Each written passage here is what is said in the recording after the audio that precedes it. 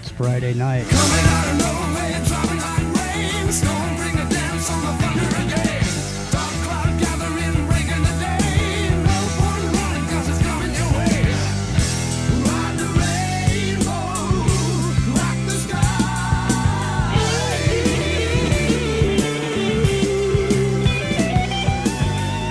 Storm, bring it coming.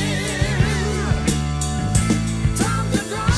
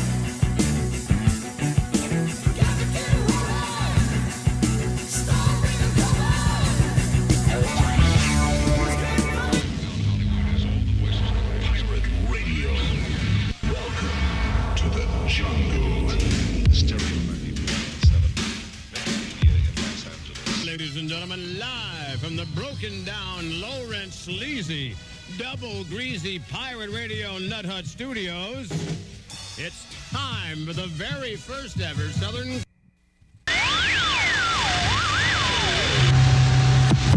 Addiction.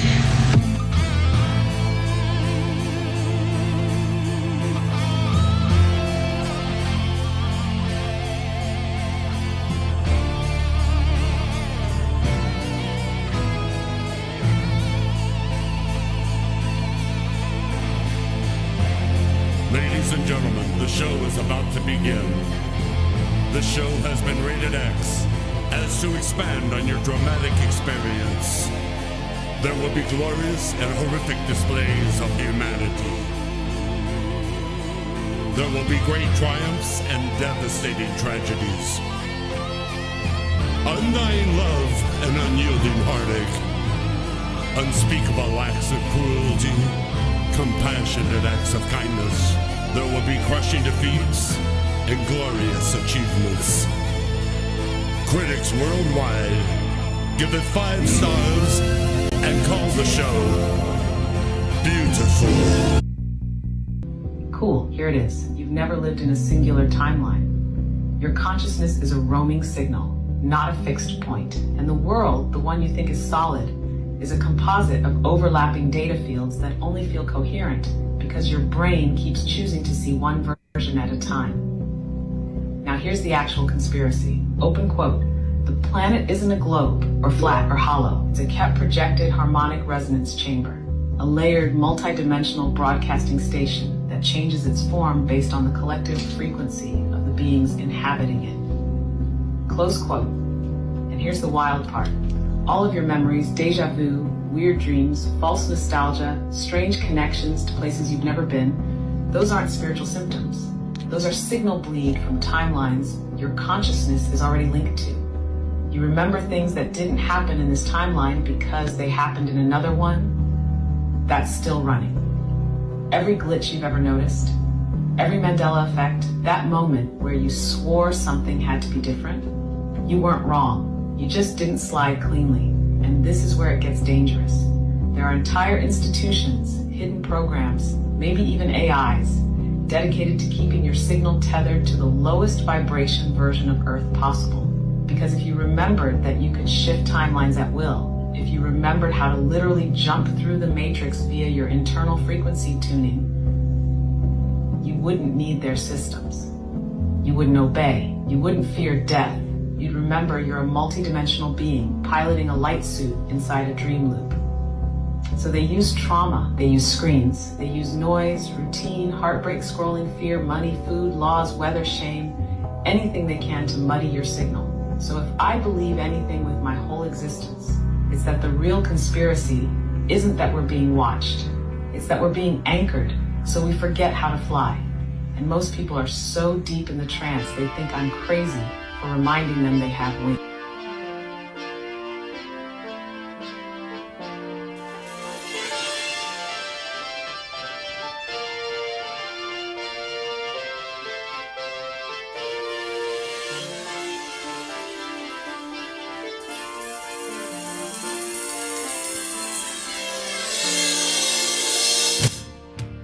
All right, well, I'm hanging by a thread in FEMA Region 9, Rock and Rio. Are you there?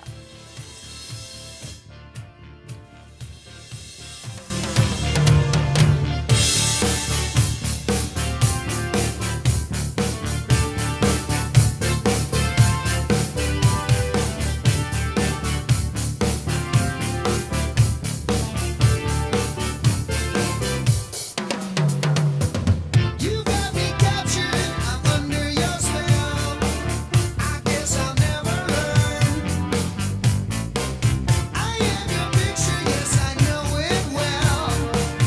Another page is turned. Are you for real? It's so hard to tell from just a magazine. Yeah, you just smile. All right. There they go. Van Halen. I don't know if you've seen any video of David Lee Roth, but you might want to just remember him, how he was. Yeah, he's starting to show his age just a little bit, huh? He's gone out of his mind, dude. Have you seen some of his antics on stage in Vegas? Well, I can honestly tell you, first time I met Dave, I don't know, 25, 30 years ago, Yeah. he was out of his mind then too. So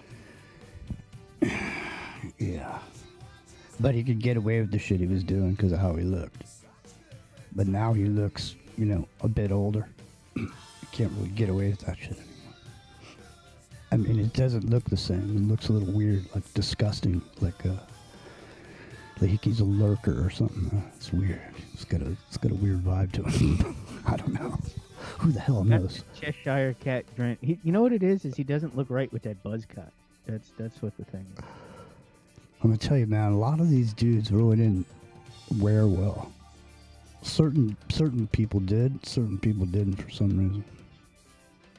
Well, when you do that kind of drinking and drugging for that many years, takes its toll on your physical appearance just a little bit. Yeah. I don't know. Some people might have been better off just, you know. Some people left, you know, early or whatever. Before they got a chance to experience, you know, getting a little bit older in life and looking back at yourself. You know. The kind of shit people do, you know, the shit people did. Bruce said he was going to join us. If we were, Oh, okay. Yeah, I've seen Bruce lurking about. yeah, so just, Sergeant Miller will join us. yeah, we can bring Sergeant Miller on too. Top of the next hour. Top of the hour to you, son. Top of the hour. Now, I haven't actually clicked on any of this stuff, but I've been seeing that there's unrest in Ireland. The ire is coming out, and there seems to be some IRA activity going on. The Irish Republican Army. You need to just said David Lee Roth starting to look like Barney Fife. I couldn't help it. That was funny. Yeah. Did you see those pictures of Mickey Rourke and Axl Rose walking next to each other? No. I'm sure Axel doesn't look so hot anymore either. Yeah, there were comments. Comments were being made about it. It wasn't a good look. But what are you gonna do, man? You know. Yeah. The only reason I'm not torn up is because I have to fucking walk 60 miles a week for work. Other than that, I'd be sitting on the couch, you know, eating Cheetos or whatever. I don't know. Who knows? What are you gonna do, man? You know? I don't know. That's why the Amish persist, dude, is because it's not that I don't really know the religious aspect of whether or not they think technology is evil. But the thing is that if they keep the old ways, then the older people in their communities can stay active longer. So they live longer, you know, because they got a reason to exist, you know. The hoe doesn't change, you know what I mean? The horse, you know, the harness, you know, the buggy, all that. None of that. But as technology moves forward, a lot of the older folk get left behind. And they get put away over in those homes, you know. Shoving fucking prescription drugs down their throats. Imagine what the old folks' homes are going to be like, you know, in another 5-10 years when the rockers get there. The people be hanging around their rooms playing poker, playing music, you know, getting drunk. I mean, why wouldn't you? You know what I mean? If you're all up in there, you're just sitting in the old retirement center. You know, all you got to do is go down to the pool, get in your fucking golf cart, take a run down to the pool, maybe shoot some golf. Say, hey, Rio, meet me over there. We'll go drive a few balls. You think those days are over, bro? I don't know. The way they're making it seems like you're catch you with cane or beat you with me shillelagh. You seem like you're an asshole if you don't want to work till you're 75 for almost no money. For the money that doesn't appreciate with value, rather it depreciates, and your loaf of bread's like $9 or whatever. It's $10 a gallon for gas. You watch videos about Top Ramen, there's no way you're ever going to eat that shit ever again. No. So, you know, what do you do? What do you do, rocking around? You pick raspberries out of your yard? I do, yeah. Raspberries and blueberries. Although I didn't get as many blueberries this year as I probably could have, just because of the weather and the timing, and you know, like the whole.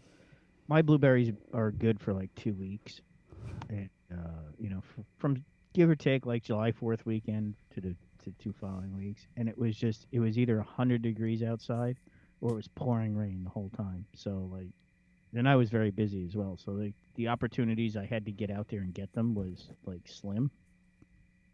So I did get some, but not as many as I probably could have. So it's okay, you know. I saw a video the other day of this farmer's market, and the person from the farmer's market was taking these berries out of these plastic cases and putting them in there. Like they weren't even grown. They just went somewhere and bought them on sale or whatever. Oh, really? Yeah.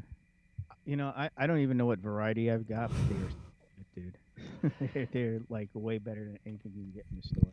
Man, everybody's running a scam. Everybody's got a racket.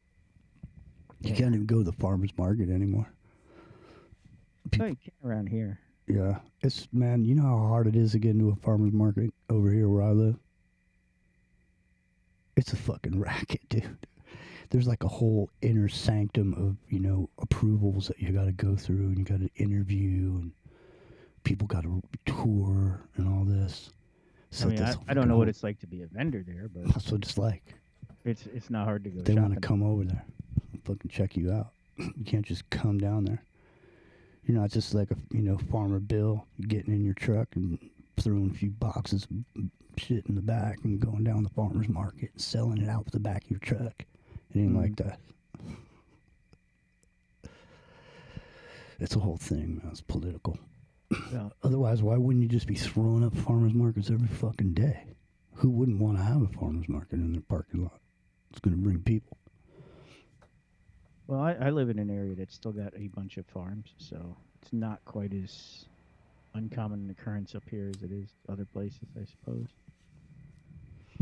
I don't know, man. It's out of control. That's all I know. And That's all I know. get back to where you were starting before, is Ireland's a little bit out of control, huh? Well, enough is enough. Belfast. Well, it's like that one dude said. He goes, "We can't go home. This is our home. You go home." Well, I mean, hate to say it, but I've had that same sentiment for a few years now. Since Grandpa Joe, started letting. It's a whole thing, man. And Oh, it right is. now, there's a big. Right now, there's a whole bunch of shit going on, and there's a whole bunch of people that are being. I don't know how you could even say it at this point. I mean, it's literally starting to look like Albert Pike.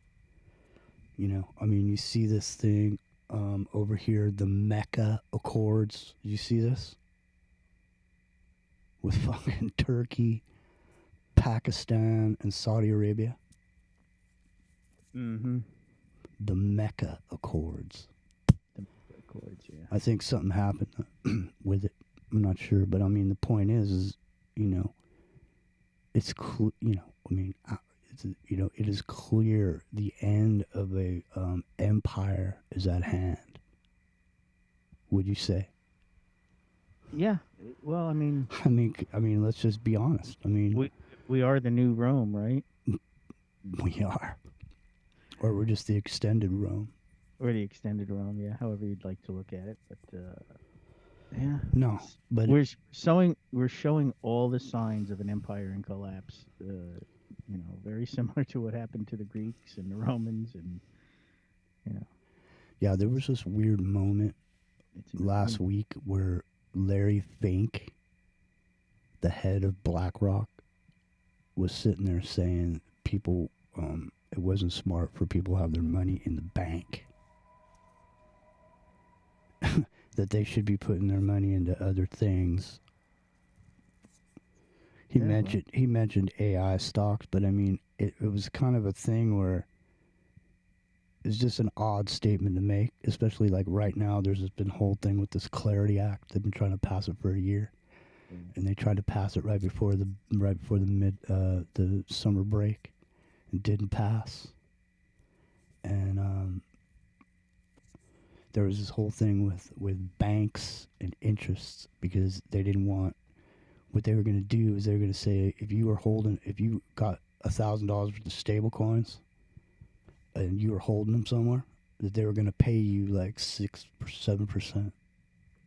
And so the banks had a big problem with that because they were saying that they felt like that was going to make people run and take their fucking money out of the bank and put it in there. I mean, listen, Well, man, why wouldn't you, dude? If you look at if you had my savings account pays 2.5%, right? that's what I'm saying. That's pretty high. It used to pay like 7 or 8%, but if I can go make 7 or 8 or 10% somewhere else, why would I stick with 2.5%? I mean, that's just logic. I mean, Has anybody even considered or thought about what would happen if there was a crash? And because in the past there hasn't really been any place for people to be outside of that crash. You know what I mean? But now there's a crypto market that's outside of that system. Right? Yeah. So I'm saying if all things are equal, there's still power, the lights are on, everything's normal. But there's some sort of a crash. If people had a bunch of their shit stashed over in crypto, do you think their crypto holdings would be still good? Well, I guess it depends on the type of crash, right? Because if it's a networking or electronics type I mean, a stock your market. crypto is just as worthless as your digital dollars, right? Well, that's what I'm saying. What if they devalue the paper dollar, but your digital dollar is still a dollar? Well, That's yeah. the thing. That's the thing about it. Is there's no inflation on that. There's no inflation. Well, see, me personally, I believe in tangible assets, appreciating tangible assets. Yeah. Whether it be something like, depending on what kind of money you got, classic car, a classic guitar, you know, metals, uh, you know, I guess you would say bullets and guns, that could potentially be useful in the future. I mean, value, something of value that will appreciate over time. Uh, you know, I mean, Listen, it doesn't that's take a fucking. Does it take a fucking genius to figure this out? Listen, if there's some fucking coin right now over there that's worth almost nothing, hmm right? And all of a sudden, they know what coin it is, and they say this is the coin, and all of a sudden, a bunch of people put their money into that coin, and that coin goes up to $100,000, like Bitcoin did. There's enough coins in there to pay that $40 trillion worth of debt. All of a sudden, there's $40 trillion sitting there. hmm Couldn't you just wipe it out just like that? I mean, that's how it would seem to me. I mean, that seems pretty simple to me. I mean, I was saying way back when, I mean, at least 10 or 12 years ago, the Pope should have started his own Pope coin, man. Because if every Catholic bought the coin and there was only so many of them, the value of those coins would be going up, and the Pope would be sitting there with all that money. Just think how many Catholics there are. Yeah, You just have the Pope coin. the Pope coin. No more Pope coins now. No more of these meme coins, from what I understand. We'll see. Yeah, it seems like the market is kind of steering itself into a particular direction, right?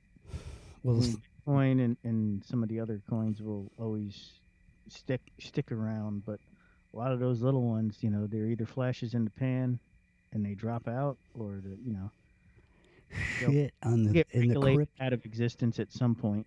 Trump's coin went up to $45. You know how much what it's worth now? selling them for originally? You know how much it's worth now? Fucking dollar or less than dollar. Less than $1. You know how much money people lost in that? A lot A of people. lot. And so now that's the whole reason this whole thing was going on with this Clarity Act, because they're trying to get regulations. And so Something that should be somewhat regulated, right? well, they're saying they made a big deal about him, and it was a political thing. And then they said it wasn't going to pass, and and so then they went to recess, and then the next day the SEC said they were going to write the rules, and they were just going to do it without the Clarity Act, and that meeting was supposed to happen today, and that meeting got canceled, Sonny. That meeting got canceled. So they were basically saying we don't need the Clarity Act. I mean, it's like every state in the union wants the Clarity Act. The rest of the world is moving ahead with regulations. I mean, Russia just passed their same version of the Clarity Act. I don't know, man. We'll see. Let's see what happens. Well, All I know is my paycheck ain't buying as much junk food as it used to. Well, my paycheck isn't buying as much steak as it used to either. That's what I mean. At this point, I don't know. You might want to get some Soylent Green at this point. Get a little biscuit that has all your nutrients in it for the day. Get your protein. Remember we started talking about that like a couple months ago? We're saying, what are these ads with everybody's talking about protein? Because you're going to get a protein allotment fucking for the week. So many ounces of protein. And how you get that protein, well, that's all up to you. That's how many credits you got in your account over there. Because, it's funny. What is the name of that? What is the name of that video we always try to reference? We can never remember the name of it. It's not Peopleopolis, but it's something like that. It's like living in the smart city. Oh, it's my husband's birthday today. We're gonna have steak. Yeah. Oh, look at those dirty-faced people living under the freedom zone over there, under the overpass. In the freedom zone. It was some kind of opolis. It was. I forget what it was. Then we found some weird fucking space movie because the name was almost the same. Some 80s space movie. Yeah. Metropolis or something. Something like that. I remember we watched it on New Year's Eve, though. Yeah, it was funny. It was funny. Yeah. Look at Ronan's he's already cranking for the planned Opolis S90. Right on S90. It's right there. Let me click on this link. Yeah, this is so old school that you could play it now and people probably haven't heard it. You know what I mean? Shit it. So tiresome, man. Isn't it?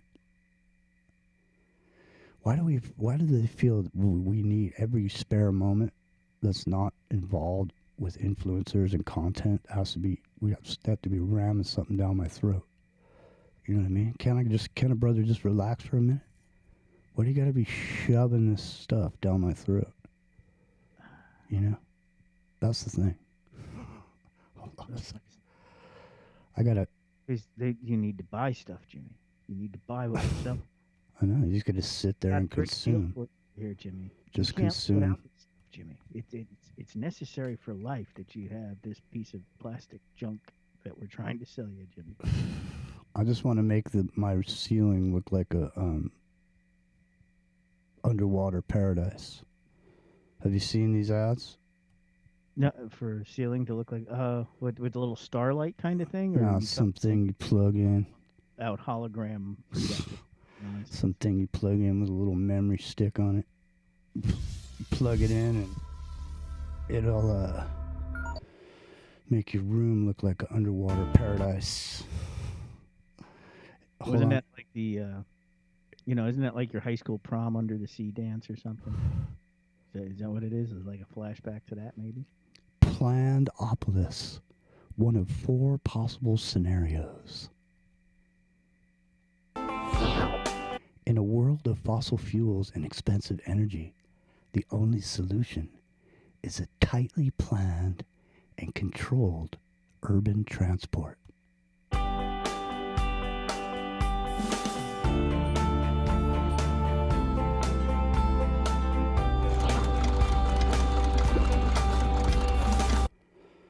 Hi, I'm so glad you're on time. I'm V. I'm looking forward to showing you around Plandopolis today. My husband works from home. He's a virtual engineer working on one of the city's desalination plants. He controls the robots who do all the important maintenance. I think he basically plays computer games for a living. You ready to go? Have you got your calorie card open on your smartphone? Have you got your calorie card open on your smartphone? Rock and Rio. Because you're going to have to need a certain amount of calories here. Now, this was put up here 14 years ago. Mm-hmm. 14 years ago. Well, And look, dude, I'm telling you right now, man, we are almost here. This is just around the corner. Well, I mean, how long has Agenda 2030 actually existed, right? Since the early 2000s? Agenda 2030, dude. This is it right here. Plandopolis. Yeah, of course. That's what I mean. Did your visit with Slick Travel Corp the other day, so they've allotted you a journey time to match mine. You've been allotted a journey time. What the fuck is this?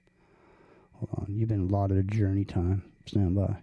Now they're showing these little transporter vehicles. I'm going to try to get this video up here on YouTube. Stand by. They're showing these vehicles, and these look exactly like these self-driving little pods, that they just have nobody driving them. There's no steering wheel. It just opens up the side, you get in. Mm-hmm. So much sense, doesn't it? Switch off brain and go to work. With this many people around, I'm glad there's a mega computer in charge. We're so lucky. Our kids were allocated a school quite near my practice, so I can drop them off on the way. It saves on our calorie ration. Well, it won't be long until the little darlings get their career announcements. They've been working so hard, so I'm sure they'll get something good. Not that there's anything wrong with fixing carbon scrubbers for a living or anything. Are you hungry? Let's pop to the market as we're passing. Right, what's on the menu this month? No, not meat. It's not your birthday. The Global Food Council are doing a really good job of keeping food production going. I mean, you don't get the choice you used to, but we're better off than most. I think it's probably easiest to walk from here. You barely see a car and... We don't get the choice we used to, but we're better off than most. Isn't that what people are going to do? They're just going to be like, shh, don't say nothing, man, you know? You know what I mean? Mm-hmm. Whatever your situation is, you don't want to say nothing because you don't want to lose it like you do in China. It's like all of a sudden you're out, son, and nobody can help you, or else their credit score goes down. Their social credit score. Ronan put up the city bat centre signal. nowadays, unless you're rich. Oh, the state knows. They just Hold on a second. I gotta hear what you gotta be rich for. Hold on. barely see a car in the city centre nowadays, unless you're rich. You never see a car in the city these days unless you're rich. Dude. Is that what it's gonna be like when... What is it now? We got 12 days of oil left? Yeah. Something like I don't believe that either. No, of course not. That's what I'm saying. There have to be something in place already, and there isn't. I saw this whole fear thing earlier. This letter. This dude supposedly couldn't stand it anymore, and he had to tell everyone what's going on. And he was a translator, you know, and he's been in these meetings for, you know, since 2017, and he heard all the COVID stuff, and now he knows all the inside scoops on all what's going to happen in the near future. So I read through it, you know, and there literally was a point where he was saying that this guy sent him a text telling him to buy a water filter. Yeah. And then he went into this whole thing about water and water filters and how water... I'm telling you, man. At this point, I'm almost tempted to read that. I'd have to find it. I'm almost tempted to read it. It's so ridiculous. All right, here, I got to get rid of this thing on the screen. Oh, the state knows they just aren't practical anymore. We're all trying to meet our global carbon deal.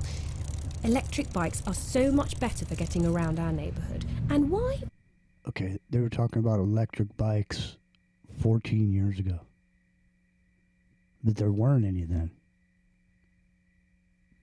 You know what I'm saying? I mean, there were, but not like there is now. Yeah. Well, yeah. So, Electric bike was like, you know, somebody hacked it together in their garage because they thought it was a cool idea. no. Not stuff like you're buying now with the rechargeable stuff. You know. So I'm trying to look at this here now. Who put this out? Forum for the Future. Projects. forumforthefuture.org/projects/megacities on the move. Look, Mom. Here. Waste valuable space on car parks when you can use them to grow food. I don't care what you say, Alex. They don't deserve to live in that ghetto. They are completely disconnected. No high-speed transport system, no new internet. They miss out on jobs and many essential services too. Oh, hi again. What a day. I had to make an emergency visit to the Cry Freedom ghettos. I mean, I miss my sister like mad, but I'm glad they went when they moved to New Amsterdam. They're safe from climate change on the floating city. Oh, that must be her now. It's much easier to meet up with friends virtually. What was that called? The new Freedom Ghetto?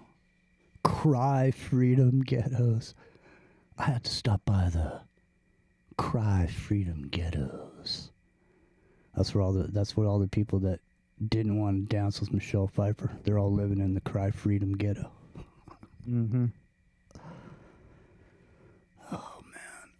All right, here. I'm glad they went when they moved to New Amsterdam. They're safe from climate change on the floating city. That must be her now. It's much easier to meet up with friends virtually now. So many cities have banned cars in central areas. Ooh, looks like she's got some juicy gossip.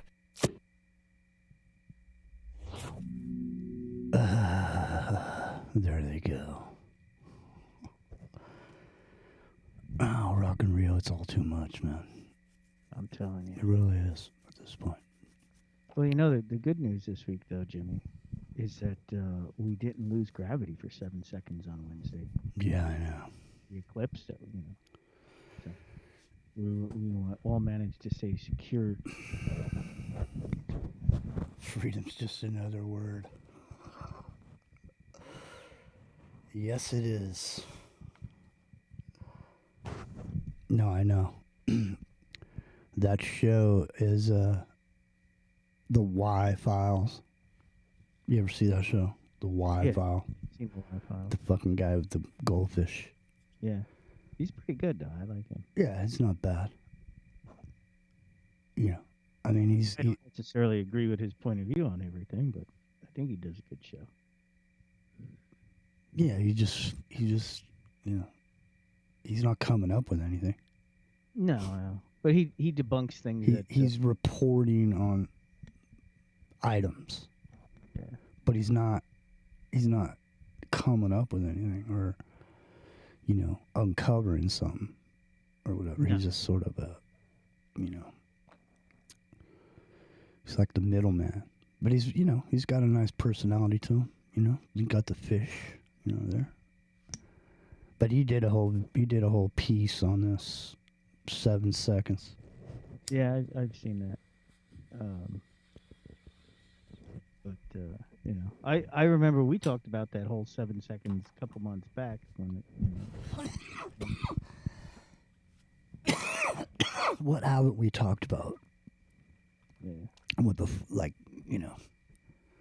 I actually forgot about it until the Y-Files video popped up in my feed about it. And I was like, oh yeah, that was supposed to be like sometime now. Well, just think about there was people that were just new to the alternative media game, you know, and they're just getting on the conveyor belt. And there's probably thousands, maybe tens of thousands of people that was their first end of the world gig, and they went through it, and now they got to the other side of it, and they're sitting there with all that storable food and gold, you know, heirloom seeds. Yeah. Well, you But know, the good news is you could just use it for the next time. You know, there'll always be an end of the world just around the corner. that's right. Yeah, good cop, bad cop, S90. What is it? I keep wanting to bring up the Venus Project, and I keep forgetting to.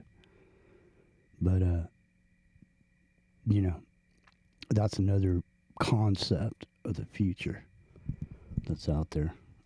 The Venus. You remember those dudes that made that movie Zeitgeist? Mm-hmm. Well, they came out with a second movie called The Venus Project or something. I don't remember what the movie was called. Something else. It wasn't called The Venus Project. But it's funny because when it came out, Alex Jones said it was satanic. He said it was satanic because it was called The Venus Project. And so nobody listened to it. You know, nobody paid attention. It wasn't like Zeitgeist was a giant movie. I'll guarantee you there's a shitload of people that saw Zeitgeist and that sent them on this whole alternative media journey. Oh, I'm sure. You know? You remember that movie, Zeitgeist, dude? I remember talking about it, but I have not seen it. You've not seen Zeitgeist? No. Oh, come on, man. That movie rivaled Alex Jones at that point. That movie was getting more views on the internet than Alex Jones's material. That's why he brought it up. He had him on as guests. Mhm. But then he turned on him after they called it the Venus Project. It's Satan. He's probably different now. He's been mellowed on calling stuff like that out. So he might even, you might even find some common ground. You never know. Maybe. Yeah, exactly. Elfin Archer, Zeitgeist, and AJ. Yeah, that was a moment right then. That was still when Now, is this pre-losing his mind, Alex Jones? no, this was a long time ago, man. That's what I mean. This is when it was just him and what the fuck was that? What was that dude's name? Aaron Dykes. It was him and Aaron Dykes making movies. And Aaron Dykes was doing all the hardcore editing and all that shit in the background. Mm-hmm. And it was him and Aaron Dykes. And then that's when that Tangy Tangerine shit came out. And when the Tangy Tangerine came out, Aaron Dykes started taking Tangy Tangerine.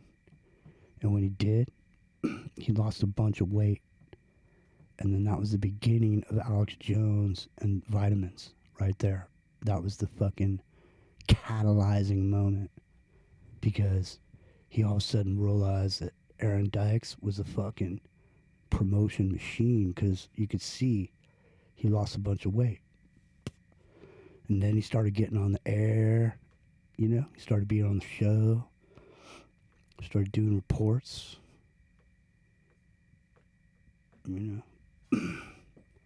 They still have a channel, Truth Stream Media, and I highly recommend it to everybody. Truth Stream Media on YouTube. We should see if we can get her back on the show again. I haven't seen her in a while. Yeah, I don't even know what they're doing anymore. I see their videos pop up in my feed every so often. Yeah, that's the whole thing. But they're good people. They put out really great stuff too, their information. So I highly recommend them. Rio? Yeah. Shit, man. I was thinking about it the other day. There's been so many networks. American Freedom Radio, AFR, and then it was Oracle, and then Oracle went down, and then TFR came up. Yeah, TFR is gone to the... They are fucking battling, dude. They were battling back then. Yeah. You remember that shit? You know what I remember? Okay, what was that dude's name? Hold on. Let me try to remember this fucker's name. Damn, it's on the tip of my tongue, too. I can't think of it. But they were going to start a thing. They were going to start this radio network. Oh, man, the dude's name's right on the tip of my tongue. Wait, which one? This fucking guy. It doesn't matter. Anyways, they were going to start a network, and there was all these. They had gotten all these people on there. There was like a lineup, and man, the dude's name's the tip of my tongue. Anyways, they had a lineup, and they had put Truth Frequency on there, and there was like Jason Burmis was on there, I think, and Popeye, I think.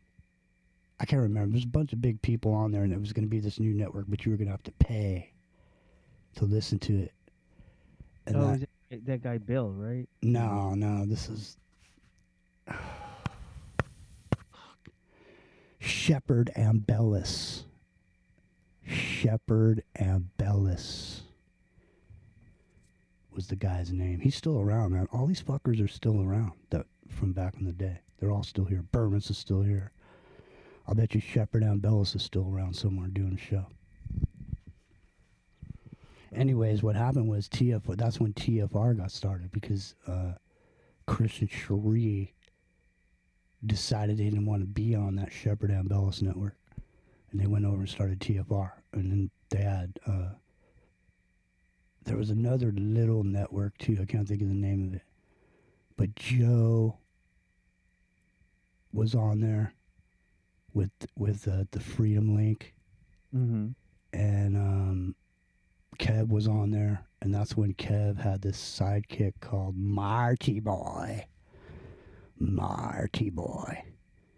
And then Marty Boy and him split up, and then it was him and Johnny over on TFR. And they had Joe, Popeye, and Kev Baker all in a row every day.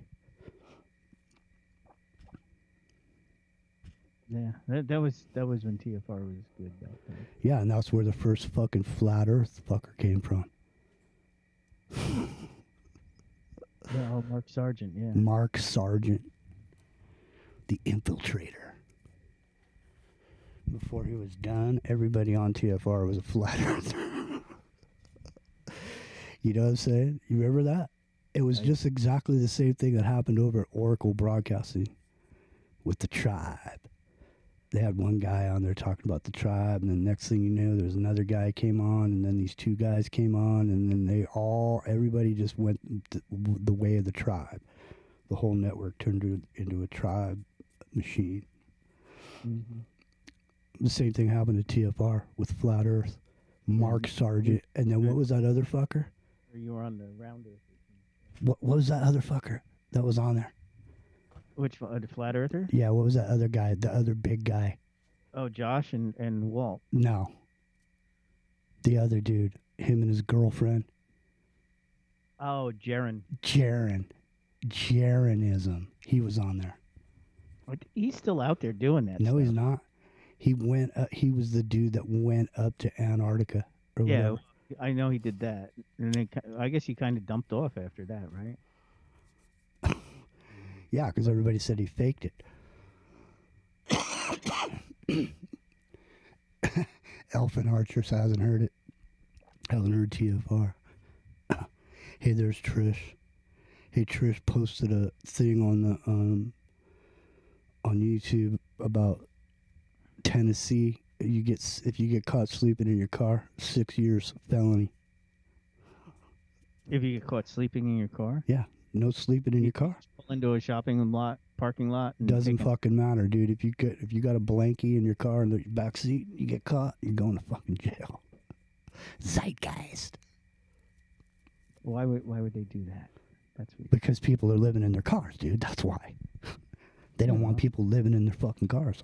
Man, we talked about this on the show. Well, I know they don't want people living in their cars, but you know what if you're doing like cross country road trip and you need a nap? You know, You better get a fucking hotel, homeboy. You're going to prison. You know, they need some fresh meat in there, dude. Since there's no more weed, people getting busted for weed, the prisons are empty. They need to fill those beds, man. That's how. let them all out. That's why. I'm just saying, dude. They got deals they make. They say, look, Bob, I'll build you this prison, but listen, you got to keep my beds full. You got to keep these beds full, Bob. If the beds aren't full, then I can't get paid. If I can't get paid, then it really doesn't make sense for me to build these prisons. Now, does it? You need prisons, Bob. Free prisons.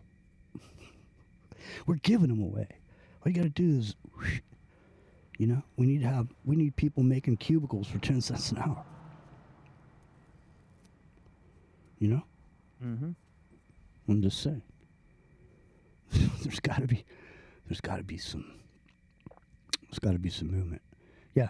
Well, hey man, hopefully you didn't buy one of those $90,000 Mercedes vans with the kitchen and all that in the back. It's like, come on, baby, let's live the van life.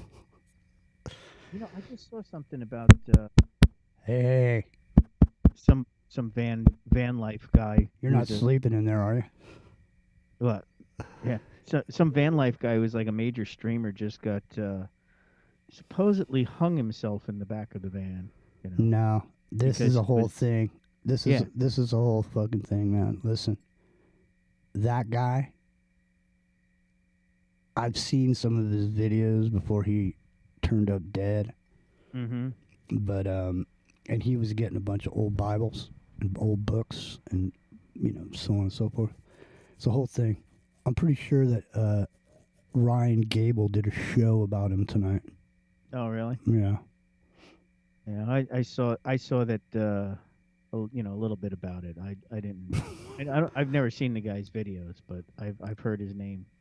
Yeah. So, Chris is asking where his med bed is. Chris Veller. I know. Where is his med beds? I saw that picture earlier. The med beds, they're all glowing with like a multicolor hue on the white sheets and fluffy pillow, shining down on it, making it look like, ooh, get into the med bed. Wouldn't that be nice? You could just go in there, back to 25 again. Just like, yeah.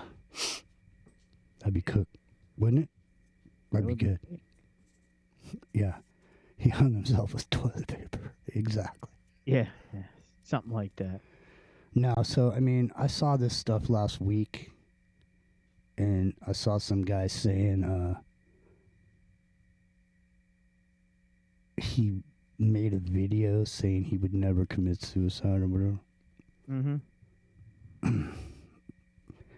Remember the DC Madam, when she had all that weird shit on Cheney? Oh yeah. That weird prostitute, male prostitute, was coming to the White House a bunch of times. Mm-hmm. Remember that? Yep.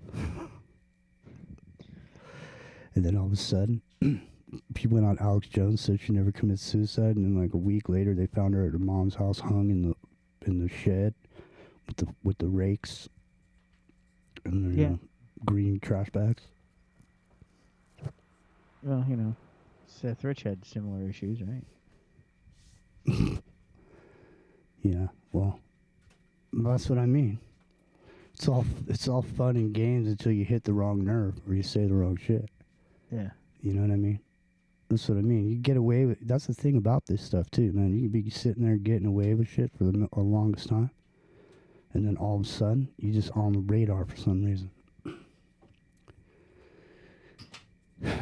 Over the years, I mean, there's material that you shouldn't fucking talk about if you're in the information business. It's not you shouldn't talk about it because they don't want you to find out about it. It's the fact that if you do talk about it, you just might be on the end. You might get yourself on the end of it because you're talking about it. So I mean, targeted individuals and direct intervention with wireless and subsonic frequencies. You talk about that shit, you might find yourself with some ringing ears, dude. Yeah. That's entirely possible. I was actually perusing something the other day. Somebody had pointed out certain patents, like the spread spectrum silent sound and that kind of stuff. There was a new patent that was recently filed, and it was about using your body as a weapon against other people by causing it to resonate certain frequencies. And I was like, wow, that's actually filed as a patent. Like, they can take your body and make you a weapon against the person next to you if you resonate the right way. And I was like, that's insane that somebody has actually figured that out. Yeah, well, I mean, I think it's been figured out for a long time, except for they've been doing it, in a different way. Yeah. I'm talking about, like, making you not turning you into like a whack job killer. I'm talking about like just using you as the vibrational node. No, I get it. Yeah. Everybody is a node, man. The sooner everyone realizes that, the better. I don't know what you can do about it at this point. I mean, you don't have any way not to be accessed. I mean, you should be able to. I mean, that's what we were talking about, cognitive liberty. I mean, that's what that is. There's clauses in here, right here, just to, for that very purpose. But the thing is, once it goes, it's too late. Mm-hmm. They're gonna go, well, Bob, we've been doing it for a long time now, and I realize people are getting fucked up, but just think of all the people that are benefits, the children, dude. Yeah, Benefits the children. You know, it benefits those people who can't, just the paraplegics. You know, they need to be able to, you know, move shit with their brains. You know, real. You got to be able to, it's for the people that don't have any legs or arms. That's what the technology's for. It may have some other uses, you know. There may be some other useful ways and purposes, but for the most part, it's just here to help, bro. Just here to help. All right, listen. Just like that AI robot is just going to be your personal chef and laundry servant, right? All right, did you get a hold of Big Bruce? No, but All right, well, we're coming up on the break.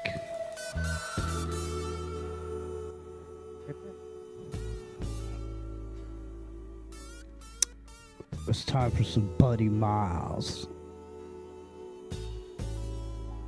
from Them Changes. It's Ground Zero Plus. It's Revolution Radio. It's in the microcosm. We're going to be right back.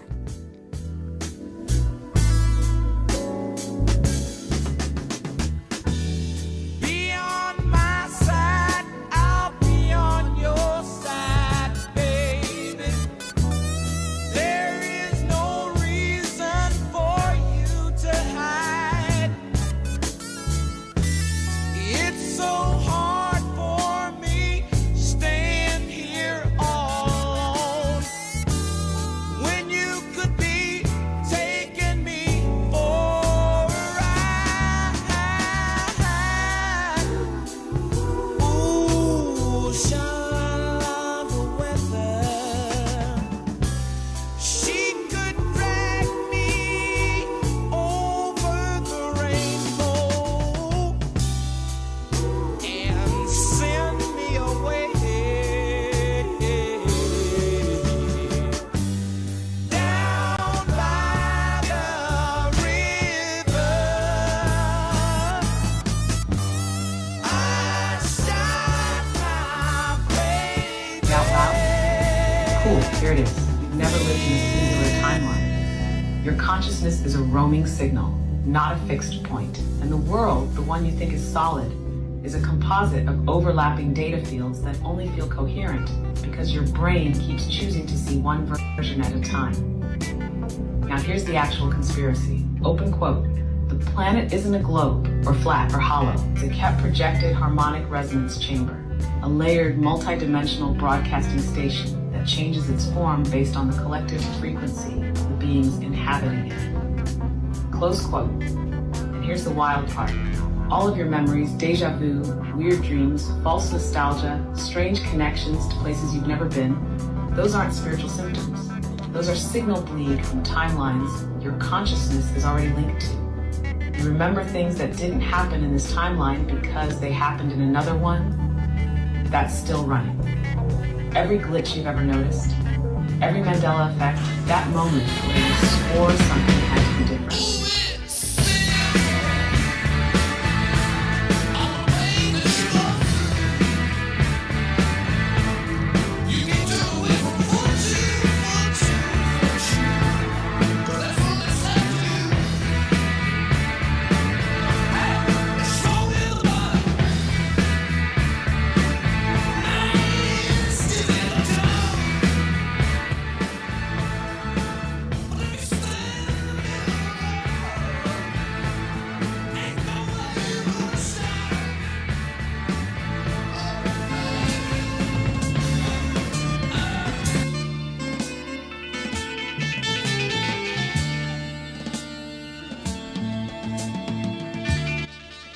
You can open up them phones.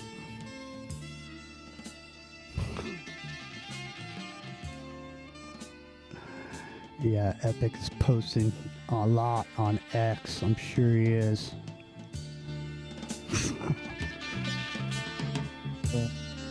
Noted.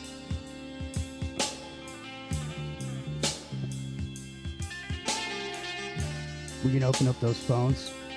Yeah.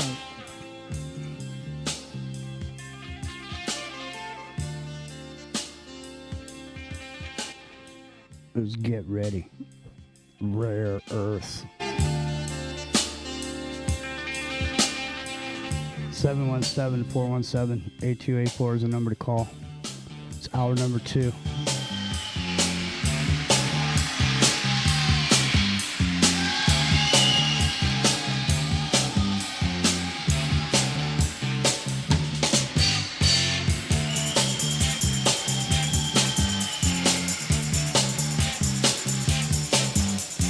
Never met a girl could make me feel the way that you do. You're alright. Whenever I'm asked what makes my dreams real, I tell them you do. You're out of sight. What tweedly deep, tweedly dumb. Look out, baby, 'cause here I come. I'm bringing you a love that's true. All right, people are partying, dancing, having a good time, back the way they used to. I don't know, man. Are all the good times gone, dude? We got a call coming in. We do. Yes. It might be. I don't know. It's probably the hijacker. No, it's Chris. Hello, Chris.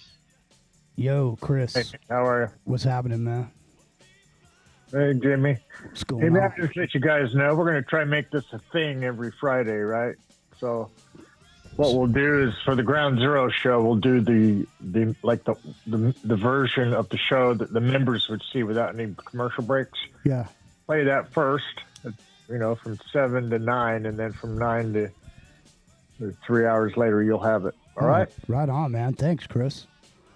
Yeah. Makes To Clyde yesterday, and he's got one more appointment with this doctor, and they got to remove what he has to use now, and then see if he can, urinate and do the thing that he needs to do, get up and down, and get in on a bathtub and that kind of thing, up and down from a couch, and then if he can do that, then they might let him go, and then we're getting him a brand new laptop and mic and sweet. One of those little DJI mics that he can wear in the hospital. It will pick up everybody. It's got a gain control on it. Then, and then the secret project we're doing is coming along just fine. Everybody just hold on just for a little bit longer, and it's going to be well worth the wait, man. It's going to be what, I talked about when Ron first called me. We wanted to build a legacy site and make it something that this is going to be the first time you'll be able to engage with a former host. When Clyde is gone, you'll still be able to talk to him. And this AI Clyde that we're going to have is going to have maybe 2-3 million words in it, right? It's going to have 30 years of content, and damn, to listen to every show, and it'll have everything categorized. So there'll be. it sounds killer and everything, but it makes shows on UFOs. There'll be government conspiracies, and you'll be able to find things much easier, right? And you'll be able to talk back and forth with it. And eventually, we're going to have a video avatar of Clyde, and he'll actually talk to you, right? Just like ChatGPT does, right? We can talk to it back and forth. It's the same. So it's going to be pretty good, and just hang on to, if you're out there wondering what's happening, that's what's happening. Ron, however, is not doing so good. He's a little hard time, and today he's comfortable. Oh, man, send the prayers out to Ron, everybody. Just resting at home, yeah. Ron Patton. On the Ground Zero Facebook page, there's a GoFundMe to help support Ron in his battle, and put him in your prayers and stuff. Yeah, he's still out there. We're gonna have a Zoom meeting tomorrow. Simon and I are gonna show Ron and Ron's son and Clyde, if he's there, the AI thing, and we're gonna just take it one step at a time. So thanks, man. Appreciate it. Thank you, man, and good, God bless Clyde, and God bless Ron also, man. Just put your prayers out for Ron. Yeah, he really needs it. Yeah, please do, man. Yeah, we really need a miracle. Yeah. All right, I'll talk to you guys later. Yeah. No, Nathaniel, I'm not going to be setting up a GoFundMe for the Cognitive Liberty Party. I got a lot of stuff going on personally right now, and I don't have time to do any of that. And like I was saying earlier, I mean, I don't want to, I'll help people figure out how to do something, but I don't want to be responsible for raising money and then being responsible for the money and then having to explain where the money is and so on. So I don't want to deal with any of that shit, man. You know what I'm saying? I mean, I just got a lot going on right now. So, but like I say, I'll be happy to pass the file over to you guys, and you guys can, like I say, you can run with it, and we can do shows about it and so on and so forth. Maybe go around and visit some other people we know that have shows, talk about it, stuff like that. But like I say, I mean, I don't want to. I can't do everything, man. Much as I want to, that's the problem. That's when people get pissed off, is they take on too much because they want to do it all themselves. And then they're pissed off because nobody does anything. But they took it over, so now they're all worked over in their own minds about it. Did you ever get a hold of Bruce? I did not. No. Oh, Bruce is just messaged me. Oh, so there you go. just try it. I'll connect him now. Excelente. 717-417-8284 is the number to call if you want to give us a call.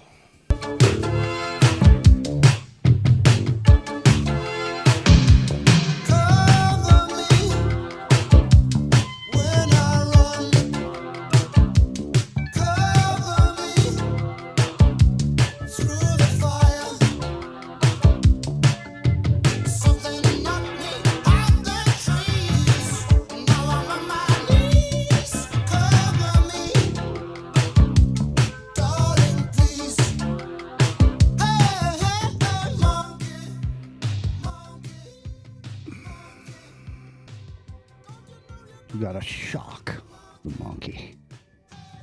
Shock the monkey. 717-417-8284 is the number to call. Give us a call. It's Ground Zero Plus, Revolution Radio. Fully listener supported. Come on down. Become supporters. Free speech. 24 hours a day, 7 days a week. There's always something going on. Something you're going to like. Something you might not like. You can't be everything to everybody all the time. You can only do your best. Keep your side of the street clean.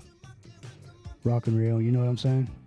That's right. That's all you We gotta have do. been joined by Bruce McDonald. Hey, and, Bruce, what's happening? Rick Hi, is guys. calling. Hey, what's going on? Is the phone ringing too? No? Yes, the phone is ringing too. Oh, no, it's Jacker. No, it's Rick. Oh. Hey, what's going on, Bruce? Not much. How you guys doing? We're doing all right. So we're just, sitting here, and we were talking a little bit earlier how the, the current situation is sort of reminiscent of the closing down of an empire. The old is out and the new is in, Yeah, 100%.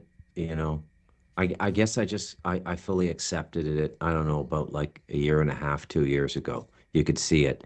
I mean, there was a little bit of hope left, but this Iran thing is just throwing in the towel. It's a nightmare. It's a fucking nightmare. Oh, I'm sorry, I swore. No, it's all right. The thing is, it is a nightmare. So, And there's no way out now. I mean, there really is. I mean, the CIA is publishing its own press now, independent of National Security Administration in the White House. You're saying, like, they're publishing their own press briefs, like the CIA officially does not trust Netanyahu and the Likud party. And they're contradicting the president. When have you ever seen that in American history? Never. Right? This is like 88 under Gorbachev. This is what we're living through now. Yeah, no, it's crazy. Yeah. Literally. And the thing is that there's people that have been and are being put into positions that is like it's literally it's unbelievable. I mean, Give me an example. I'm just saying, Kosh Patel, Pete Hegseth. Oh, yeah, Well, yeah. you know, it's a like joke. Caroline Levitt just quit, right? That's what I'm saying. Well, no, what? She quit. I just saw the headline. Yeah. I didn't have time to dig in. Yeah, she quit. So there was a supposed to be a decoy Air Force One, right? And Yeah. Trump jumped out and he got into the catering cart and went on a military plane. No. He left the reporters and her and Rubio and a few other people on the original Air Force One, which was supposedly was the reason he bailed was because Iran was supposed to attack it, and he left them all on the plane. Yeah, well, And- this is even juicier, dude. Is number one, it was the Mossad who told him that Iran was going to shoot him down with a missile. Yeah. Listen to this, Bruce. They hid him in a box. They go, "Hey man, get in this box, dude!" And they fucking ushered the fucker into a box and put him on a truck. And took Not him- even his own Secret Service. Like, what No, was the the- Mossad even doing there? Well, the Mossad tipped the Secret Service off. The Secret Service put him in the catering truck and took him to a military Put him in a plane so he could. box. That he flew in the military plane to England while they sent Air Force One with all the other people, back home.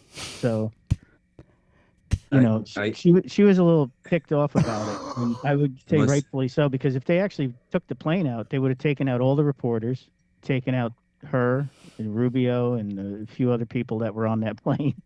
Okay, I'm officially going to apologize to Epic. He can listen to the recording of this. I was wrong. He was right. That dude, Donald J. Trump, is a complete and total piece of shit. Yes, he is. Right? Now, my only defense is he presented options. Clearly, he lied to us, but the left folded in. The left folded up their tent like 10, 15 years ago. They have no intention of turning around the collapse of the American economy. And so my only fault was, well, there is no fault because he was the only guy offering an option.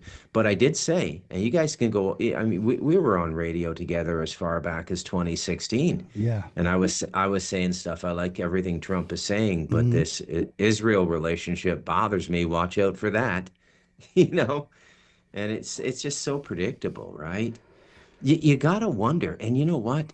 They're creeping into Costa Rica in a huge way now. I was reading in the Costa Rican press that the Israelis are introducing a software system into Costa Rica to catch tax cheats. Well, there's no income tax here. Not that I know of. I mean, it's like nobody pays income tax. Maybe civil servants, but that's about it, right? So the Mossad's putting hardware in here. Now, let's go up all the way to the northern tip of the American continent, Canada. Israel will be installing, I guess, their IDF units in Canada under the moniker JDF, Jewish Defense Force, to combat and make arrests on Canada or build cases, and then the RCMP go and arrest you for the extreme anti-Semitism in Canada. And to be honest, it is pretty extreme anti-Semitism. Like, it's one thing to have a healthy debate about, Jewish world power and how it might or might not benefit your country. But this is like, they're smashing windows in at Jewish bakeries, desecrating Jewish graveyards, threatening people on the street. Gad Saad left. He was a Montreal humanities professor. He's a bit famous. He's the guy that authored the book Suicidal Empathy. And he got a job he was teaching at Concordia in Montreal, and he took a job at a U.S. university and got out. The exodus is huge. There are so many people leaving the United States, leaving Canada now. It isn't funny. When's the last time you saw exoduses like this, where people were like, "Where's the best place for me to live?" And you guys have been privileged to know me for a long time. I made my mind up in 2014, 12 years ago. I mean, that's how forward thinking I could see this stuff coming a mile away. But now they're not even hiding it anymore. They're just not even hiding it. Like, over. And let's Rick, you want to jump in on this? Rick James. Oh, hi. Hey, Rick, what's going on, man? Am I actually online with the great Bruce MacDonald from Ottawa, Ontario, Canada? You're on the air. Correct. Yeah. Yeah. You're on the air. Oh, Bruce. Do I detect an Ottawa Valley accent there? Oh, you might. I'm actually from Aylmer, across the river in Quebec. I'm a Buddy, Quebecer, I lived my first 5 years in Aylmer on 22 Lucerne Street. No way. I live at Yeah, Aylmer Boulevard. yeah. Serious. I fucking hate great, the French. great. I agree with you on many topics. I disagree with you on Mother Teresa. Maybe that's a topic for another day. I heard her speak in Ottawa when she came here, and for somebody that you hold as a Chinese sex trafficker, I heard her, and she spoke as an almost 80-year-old woman. She sounded like a young girl to me, and she sounded very sincere. But we'll get to that. Well, another time. the evidence is all out there now. I first wrote it in Light of Darkness 6 years ago in 2020, and there's people who've done. It's all coming out now, right? She was. Okay. You know, she was an Albanian gangster, basically. She was so bad, she even got into beefs with like the Illuminati. She was holding back money from them. She's a horrible human being, dude. Okay, well, as I say, that's a topic for another day. Basically, the reason I called, I didn't know you were going to be in on the call, but I wanted to call about a couple of things. I wanted to bring up a couple of themes. Go ahead. Numbers and choices. So I don't know if this is relevant to the conversation or not. The numbers are, 16670, and the other number is 3444. And it's got to do with choices and the choices we make in life and why we make these choices. The one number, 16670, belongs to a man who was born Raymond Kolbe. He later became known more famously as Maximilian Mary Kolbe. And the other one, 3444, belongs to a man named Wilhelm Brasse, Brasse. The first man was a Catholic, became a Catholic friar and priest. He was Polish. The other man was Jewish. The Jewish man was a photographer at Auschwitz. He was forced by the Nazis because they knew he was skilled in photography, to take photos of the many prisoners that they did experiments on at Auschwitz, famously twins that were experimented upon by Joseph the Monster Mengele. Yeah. The other fellow, Maximilian Kolbe, is considered the saint of the Catholic Church, and in some parts of the world, in time zones, his feast day is today. He gave his life for another man who was married.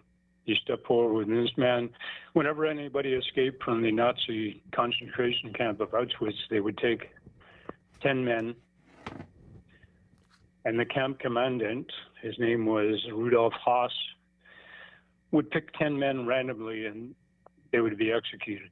So one man was chosen to be executed among the 10, and this fellow, Maximilian Kolbe, the Catholic priest. Yeah, said, I've actually been to him. Yeah, go ahead.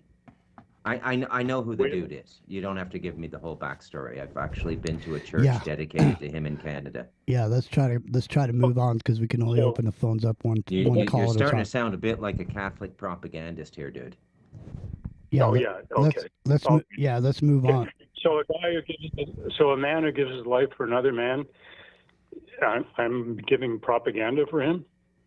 No, but he stepped forward and gave his life for another man when he didn't have to. I know. I'm aware of the story. There's a church dedicated to him in Toronto. Big statue in it. Well, nobody. Well, you asked me a question when I tried to answer. The other man. Click. Just hang up. Rio, mute this. Mute Rick. Mute Wilhelm Rick. Brasse was a photographer at Auschwitz, and he in his memoir. Rock and Rio. So do you? Rock and Rio. Rock and Rio. We got to let you go, dude. You're You're not communicating. Rock and Rio. I got it. Jeez. Joseph and Mary. All right. 717-417-8284. Co-minister. What the slight return. Yeah, no, that Catholic priest is famous. But to answer Rick's question, nobody can answer that question in Yeah. foreknowledge. It would happen. It would happen in situ. It's like compassion. Pierre Trudeau created what he called the compassionate society. It's an oxymoron.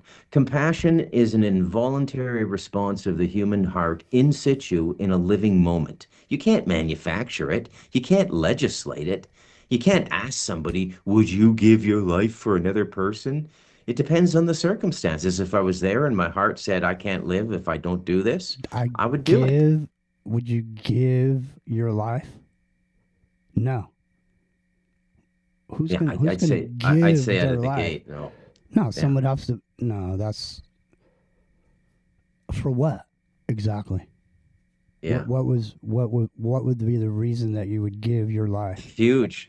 Well, yeah, it's to save another person. Like, would you stand instead if death was imminent and one person had to go? I mean, in a hostage situation, I'd say I'd raise my hand and volunteer. I mean, I'm 60 years old, man. The best part of my life is over.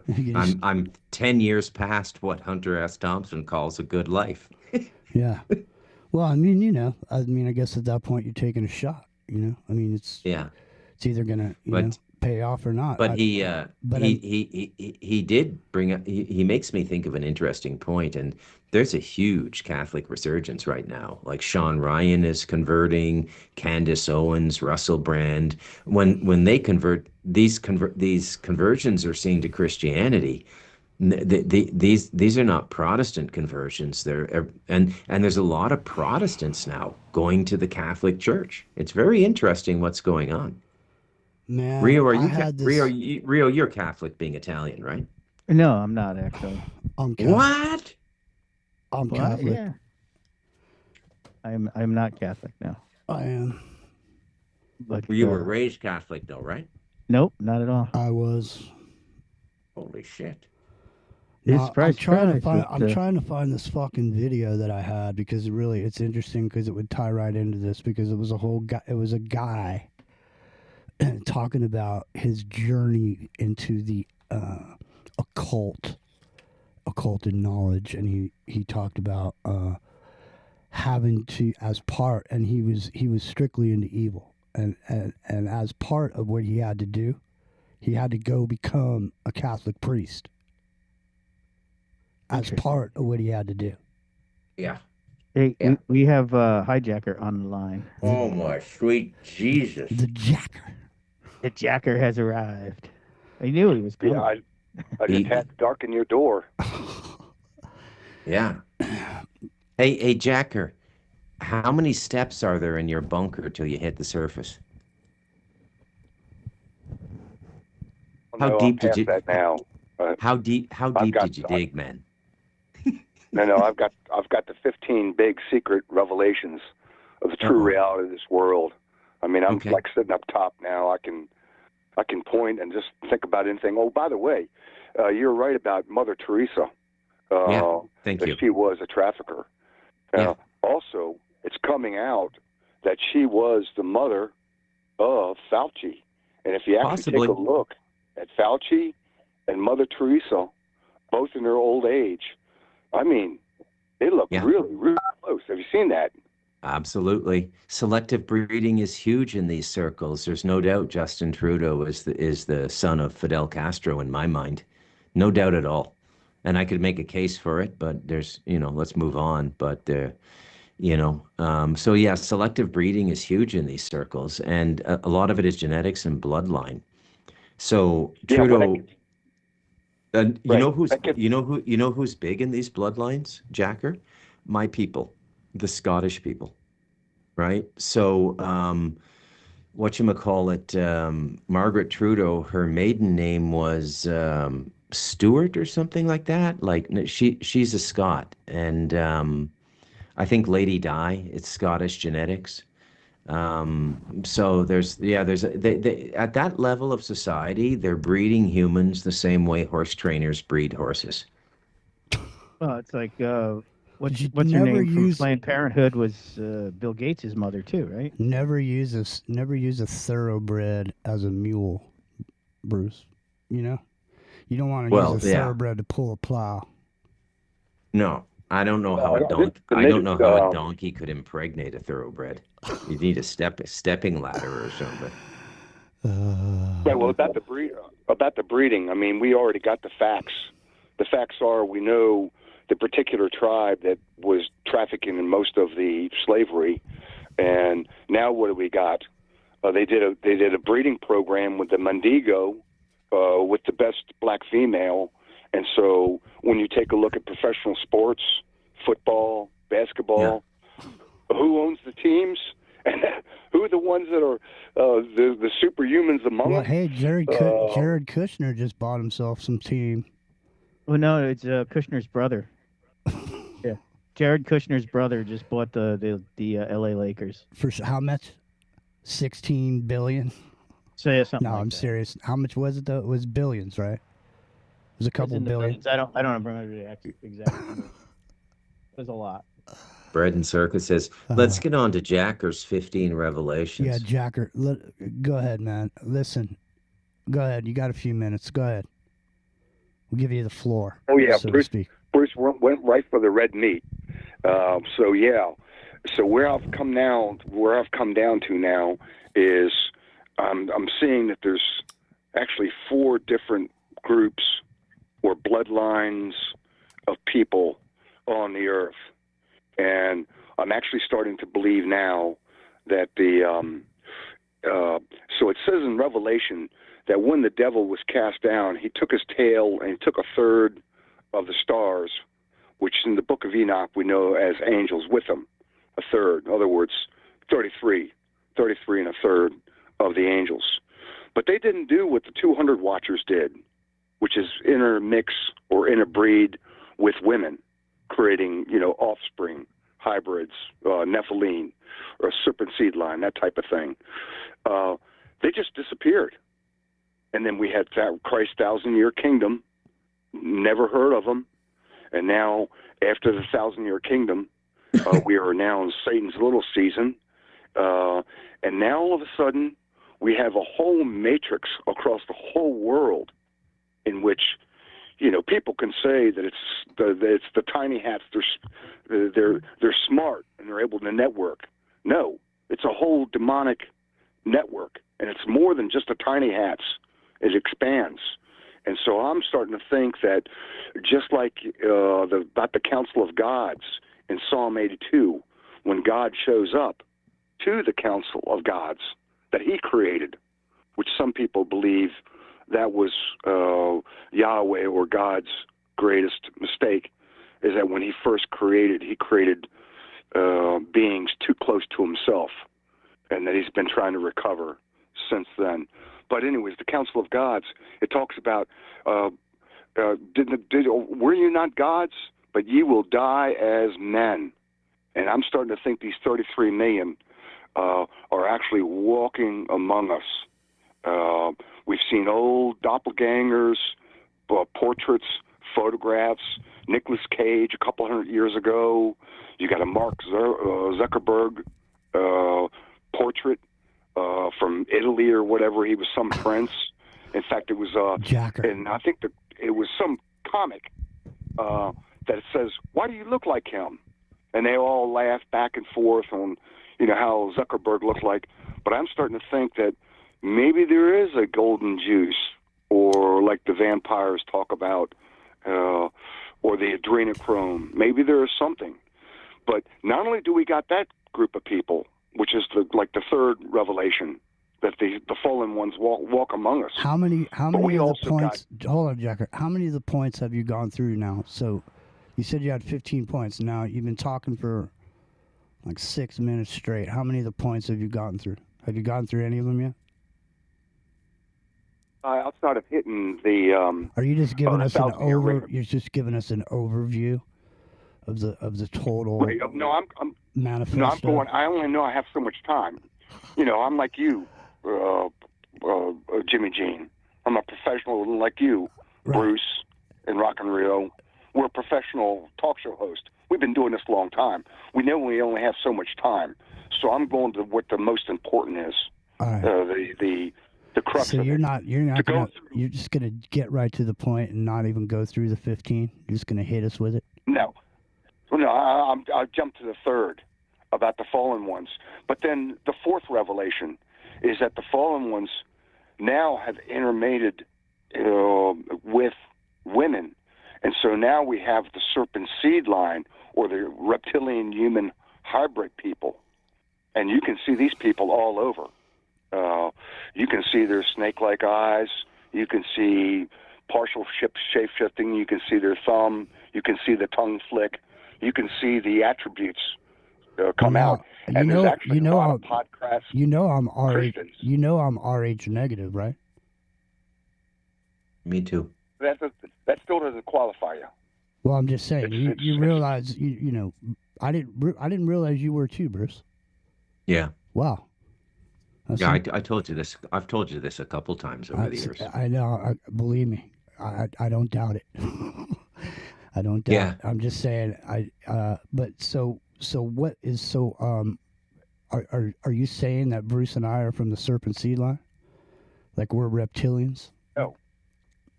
No. I've got to actually, take a look. I don't think it trails with that, because I've seen it in too many people. In fact, my daughter, who's a nurse, I recently had to give blood because I got too much iron, and the doctor says, look, you need to rake off, like you got 400% too much iron in your blood. Are you RH negative?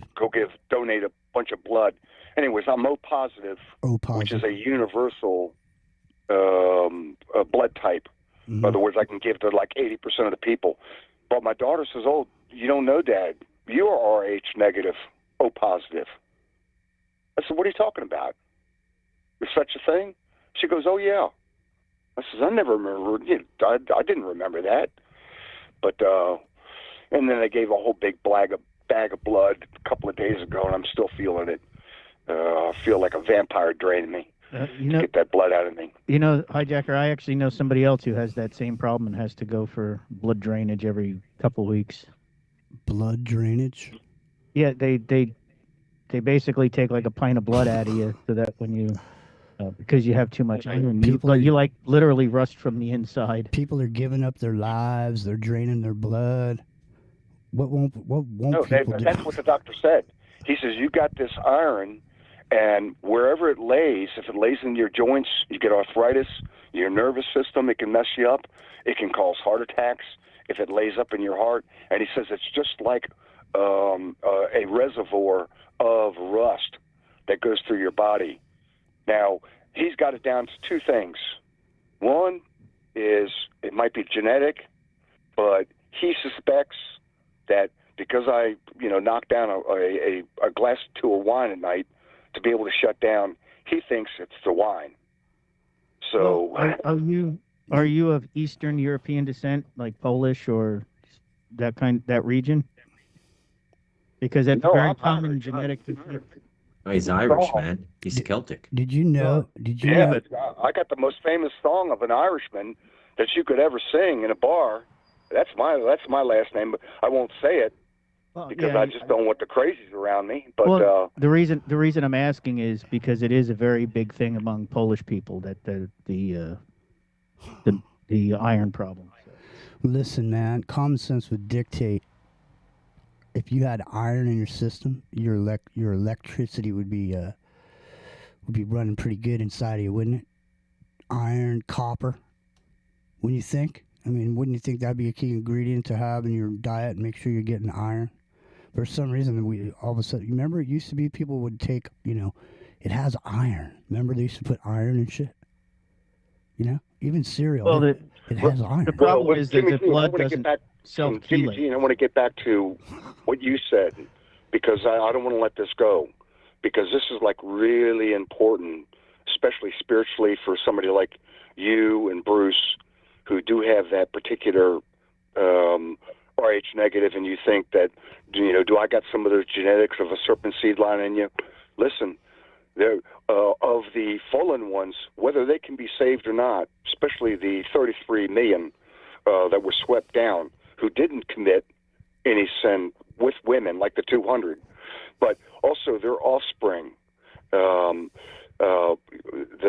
fact of the matter is they can be saved. Whoever calls upon the name of Yeshua, Jesus, will be saved. So you know what? I just want to put that out of there. You know them by their fruits. So if you want to know if you are of the serpentine line, take a look at your life and go back. And if you don't see a life full of havoc, breakups, divorce, anger, hatred, conniving, but you see like what Bruce has done, he's produced these books, he brings light or whatever, then you can pretty much guess that no, you're not, you're not of a direct descendant of that. But you take like a Nick Fort. How do you say his last name, Bruce? Nick Fortes. What's his Nick? The anti. Fuentes. Nick Fuentes. Yeah. Yeah. Now you take a look at his thumb. You take a look at his thumb and the way his thumb is bent or whatever, and take a look at his tongue flicks. He's got those genetics.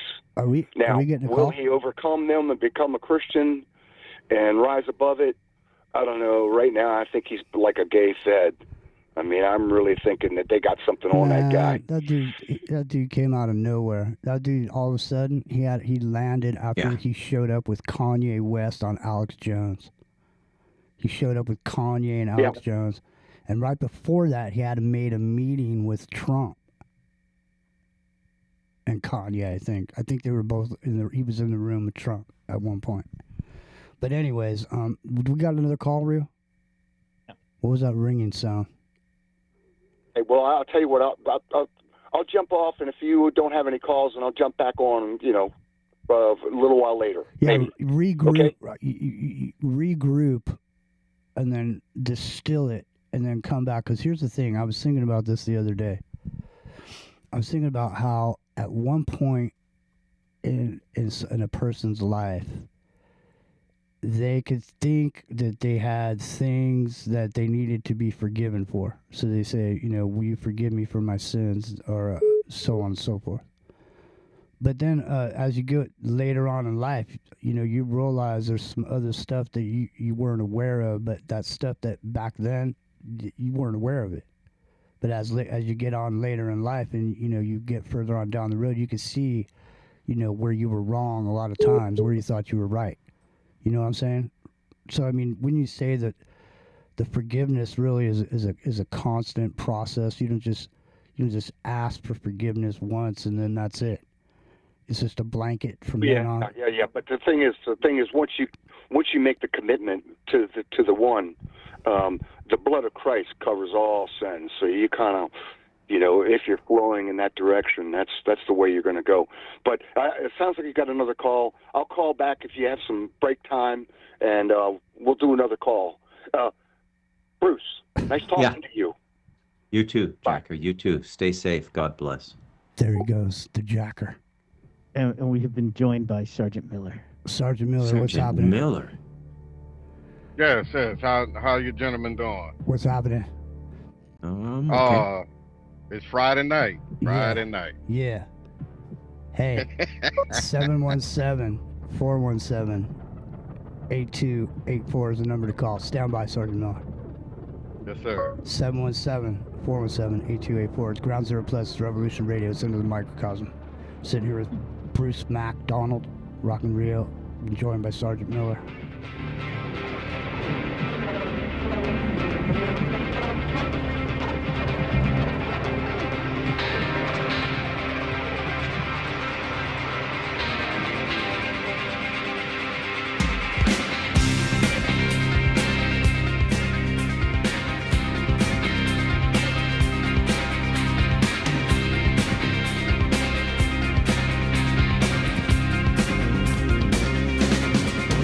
Give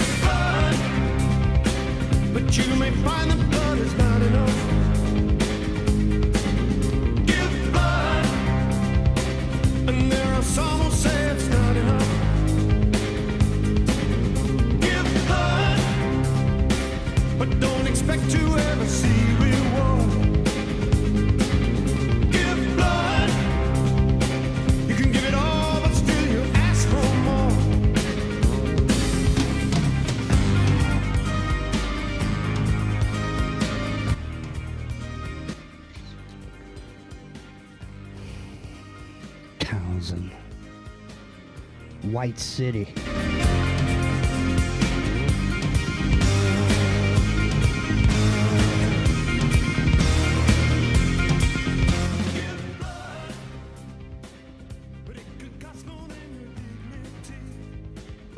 Give blood. Sometimes blood is not enough, rock and roll. Yeah, exactly. You know what? That's funny, Elfin Archer, because I was sitting here and I was listening to that song and I was looking at this album cover and I was remembering that scandal. There was a scandal involving Pete Townsend. And he said he was doing research or whatever. They found something on his machines. He said he was doing research. Yeah. Jimmy, we have another caller. Oh, go ahead. Hey, how's it going? You're on the air. Sergeant Miller. Oh, yeah. No. It's Rick from Ottawa. It seems I got cut off earlier. Hey, we're going to cut you off right now. Cut him off now. Cut him off. Cut him off now. Sorry. Go dude. with Christ. Go with God, man. God bless you, dude. Listen, I can't do it right now. 10 Hail Marys. Yeah, I got one nerve It's left. I got one That's nerve your left. act of Friday night. contrition. I got one nerve left, man. You know what I mean? Sergeant Miller, what's the rumpus there? Hey, you know that toward the end of this year on a work assignment, I might find myself for 6 or 8 weeks in Natchez, Mississippi. And if that happens, I'm going to hop on a bus and go down and see you on a weekend. You better not. Hey, no problem. Better No not- problem. I'll send you my email. Matter of fact, you can meet up with Elon Musk because he's down here right now. Okay. You don't want to get. Yeah. Don't get caught sleeping in your car, man. Look, you're going to prison. 6 years, felony. Oh, you What? have no idea what's going on in Louisiana. Dude, they're passing laws in all these. I'm telling Bruce, they're passing laws in all the states that you can't sleep. If they catch you sleeping in your car, you're doing time, dude. Tennessee. Yeah. What? Tennessee. There's a whole van living culture now. Not anymore. Not Oh, anymore. Louisiana, it is a crime to be homeless. It's a crime, dude. I told everybody this was going to happen. They're going to put Yeah, you. it's official. They passed it. They passed the bill. You know what else? In Louisiana, I saw that 911 is going to be answered by AI. No. Do you see that? 911 going to be answered by AI now. Sweet Jesus. Yeah, well, let me jump in here for a second. So what you're taking a look at when you don't understand. Jacker's still here. How's that possible? Is one of them on Teams and one of them on the phone line? Yeah. Yeah. Sergeant Miller inspired me once I heard he was on, because I plan on doing. Well, the why don't you let 15 Sergeant Miller say something, man? You know. Go ahead. Well, I always inspire hijacker. I know. Oh. I'm just busting hijackers' balls, man. I'm just. Hey, Sergeant Miller, I'm just curious. Have you received any messages from beyond the grave from Why Not? Well, Why Not's words is always with me, and the biggest one is enjoy it all. If you remember that. Mm-hmm. Enjoy it all. I try to live like that. Right. Well, Yeah. he met his end up in Canada. He was a big Canadian off-grid guy, right? I remember Why Not. No. No, he was on the air at Rev Radio, dude. He was living on his boat down in Texas or something. No. Mm-hmm. He was living on a So, boat. hey, Jacker, you with Sergeant Miller, Jimmy, and myself here, you realize that the four of us are like a small single-digit percentage remnant of the original lineup at Rev Radio, right? It's been a field of death there. There's been more casualties per capita at Rev Radio than storming Normandy. Yeah. 52 posts dead. 52. What? I counted them. And that doesn't include a couple that just briefly jumped on Revolution Radio, and then whether Nighthawk kicked them off or whatever It's happened. a wasteland, dude. Yeah. It's a fucking wasteland. Let me ask you guys a question, all you guys on here right now. Has this done anybody who's ever done this? Like, think of all the people that have done this. Think of the small group that actually did it and made a living at it. And then there's everybody else. You know what I mean? There's all those people spent all those years and all those hours researching shit so they could bring it to people's attention, you know? It's a lot of people, man. Yeah. That's just on that one. We were talking about networks earlier. Eighth revelation, right? The eighth revelation about the nature of this world and why the rich and the cruel rule, and the honorable and the people of duty and honor, why they are poor, like why all the apostles, all the 12 disciples, they all died poor, and then why all of the rich seem to get rich, and seem to be the most evil people on the world. Yeah, that gets into the eighth revelation of the nature of this realm that we're in. Yeah. It's a realm of the final judgment in which everybody's showing up now. Well, the fallen ones, their children, the us, who we are, where we're from, and we are the sinners. Enoch talks about the day of the sinners, and we're getting our chance. Of course, this gets into sort of Bruce McDonald's territory on reincarnation, but there's a twist on it as far as Christian incarnate or reoccurrence, and the reason for that, for this final judgment.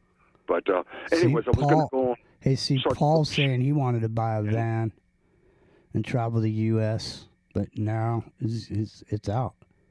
Lots of people did that, dude. People were buying $60,000 Mercedes with kitchens and shit in the back. You're allowed to tool around in a motorhome and park in designated motor parks with electrical and water hookups. That's not homeless, right? No. But you can't, like, pull over and, like, there were certain places like a Walmart where you could sleep in the parking lot. And Cracker Barrel. You could sleep in the parking lot of Cracker Barrel. And then, of course, you could go in and eat. So, it makes sense. Why not let people sleep and they eat? I came across from Florida to Washington State in a puke yellow school bus with five children, screaming wife, and 2 dogs. You can't do that now. No. You can't make that jump. No. You can't pull in a Walmart parking lot and shut down, string the dogs outside, and that's it. And then you can sleep. Man, there was a point doing this show where I was literally going to get a van, buy a van, and then outfit it, and then go out there and do that shit. I was literally going to do it.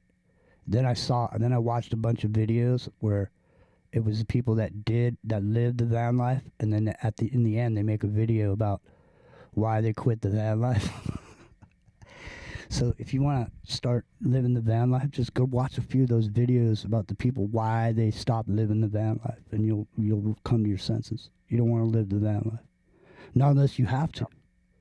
Now there's places where people are literally. There's places in California where you can go out in the desert, and there's spots where you can just be out there, and there's people that are living out there, just living in their fucking cars or in their RVs or whatever. They got I don't know. I bet you'll see more of that. It's just like that movie They Live. There is one. Remember They Live. Remember They Live when Roddy Piper comes walking into town. He's got his tools or whatever. There's high inflation. There's no work. He shows up at the construction site, and people are living in vacant lots and shit. Fucking watching TV. But there is one place where people can crash with their car or van and sleep, there is a sanctuary. Mm-hmm. And the name of that place are called churches. And that's what I did to be able to get across the country. Now I that crashed church parking lots. that's some useful information right there, Hijacker. People can use that. There you go. It's the church.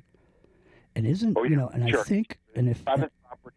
Right. if I'm not mistaken, Masonic lodges are actually like a foreign country. So I don't know about that. Oh no, yeah, no, that's true. That is 100% true. They're Freemasons. Wow. That Well, is you a- don't- that you is don't wanna- 100% true. Yeah, no, you want to crash in a church parking lot, and then when the cop bangs on the door, say, you know, Pastor Buzz told me I could sleep here, and then you need to give him a call. Well, Pastor Buzz better be answering that phone. Otherwise, you're doing 6 up in the big house. Felony.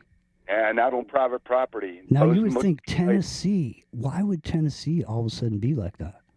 Like when you guys think of Tennessee, what do you think? Green fields, thoroughbreds, just trees. Blue Ridge Mountains. Yeah, no, it ain't like that, man. It's a fucking shithole. Blue I Ridge went Mountains. there, dude. It's dangerous, man. You go down where Nashville is and all that. Some dangerous shit going on over there. I've been. Oh, Nashville, yeah. Yeah, I've been. Oh, it's like Louisiana. It's like New Orleans. You got to watch yourself. Now Sergeant Miller's here, so he can talk firsthand about that. Sergeant Miller. Yeah, you do have to watch yourself. It ain't no game. No. Good food, but don't go off the tracks. You almost need like a handler. Like someone should start a service where they take people that aren't used to being in those type of environments and they just kind of, they know people and they just give you the what's up or whatever. You get a good treatment everywhere and no one's going to fuck with you. It's kind of like protection. Someone should start a service, man. That's actually a good idea. Sergeant Miller, you should start that up. Where you take people around, show them a good time, make sure they don't get hurt. Well, I can they're gonna have. the fact that when you're down in those places, if you're going across on I-10, it seems just like everywhere else. But get 20 miles away from that, down into the swamps and the trees and stuff, it's a whole different world. Fuck that. Yeah. Yeah. So, I just tell them don't feed the alligators. There you go. Sergeant Miller, have you heard the latest military news? Oh, it's so many. Which one? USS Well- Abraham Lincoln. Well, no, they're sending another boat over with 5,000 horses. DARPA and the DOD don't think the Iranians are prepared for a cavalry charge. Oh, well. Well, they put it out there that anybody that had some good ideas for some unconventional warfare should write in their ideas. Yeah. Over at I Pentagon. suggest them open up a history book and realize that bow and arrow and horse racing, that is a culture from Persia. Yeah. Yeah. Arabian Nights, right? All right. Man, there's a Bill Cooper the 30 the Babylon series. Yeah. There's one of the episodes in there where he talks about the secret societies in the Middle East. Talks about these different secret societies, and there's one part where he's talking about Marco Polo, and he's talking about they built this place where you'd go there and it'd be like heaven. There's literally milk and honey coming out of the fountains and shit, and then they'd knock you out. Do you remember that part when they were talking about that? 9. Like the idea of the 72 virgins and all that is where it all came from. The Hafines that that where the assassins came from. Mm-hmm. They would drug them and take them to a high mountain, a lot of pretty women, and Yeah. give them fruit and cocaine. And Did they have cocaine then? Back then in Marco Polo days? It was like they're snorting lines. Yeah, I wouldn't doubt what it. I heard of Marco Polo is that he went through some of the old cities before they were destroyed of the 1,000-year reign of Christ, in which those buildings are still everywhere, but the cities aren't. They were built all throughout Africa. They were built Asia, South America, Central America. In fact, Bruce there in Costa Rica, he's got the fine arts building. It's a real old Tartarian type of building. Well, hey, listen, I'm glad you said that. Listen, it's the top of the hour. Now, there's been a bunch of, I mean, we can talk about it, that these buildings have been bombed out in wars that have happened. And now this war happening where it's happening, there's a bunch of stuff that's getting blown up over there now. You know, some of that same type of architecture and whatnot. So we can talk about that when we come back. 717-417-8284 is the number to call if you want to give us a call. And stay there, Jacker. And we got Bruce McDonald with us, and Sergeant Miller's here. Rockin' Rio's there. Hold the line. Yeah, we'll be right back in a moment. Momentarily, we shall return this. All right, we'll be back.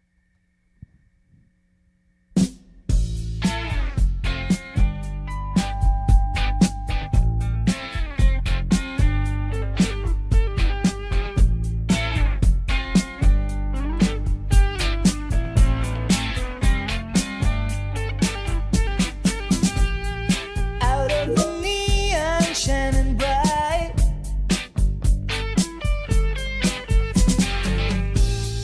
out came a dancer shining white.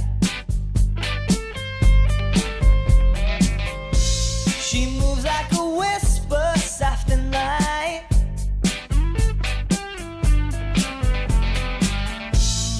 Caught in between the spell and night.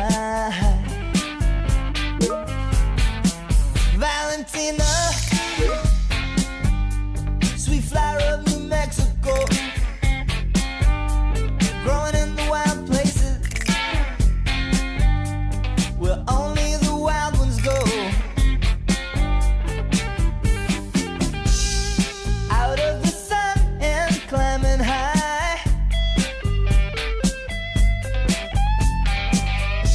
she came on like fire right into my side.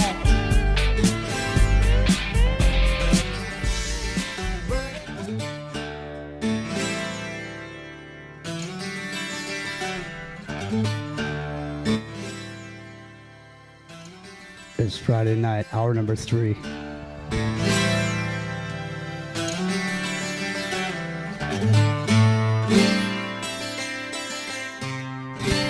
It's Ground Zero Plus. It's Revolution Radio.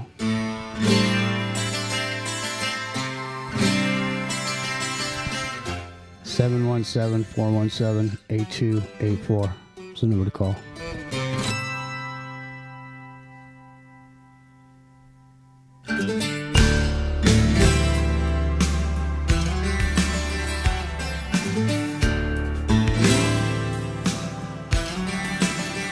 Time rolls on, that's as it should be. Here and gone, seems to move so quickly. Man, we was happy in our restless hearts. It was heaven right here on earth. Yeah, we were laughing as we reached for the stars, and we had some for what it was worth. Those were good times. Yes, they were.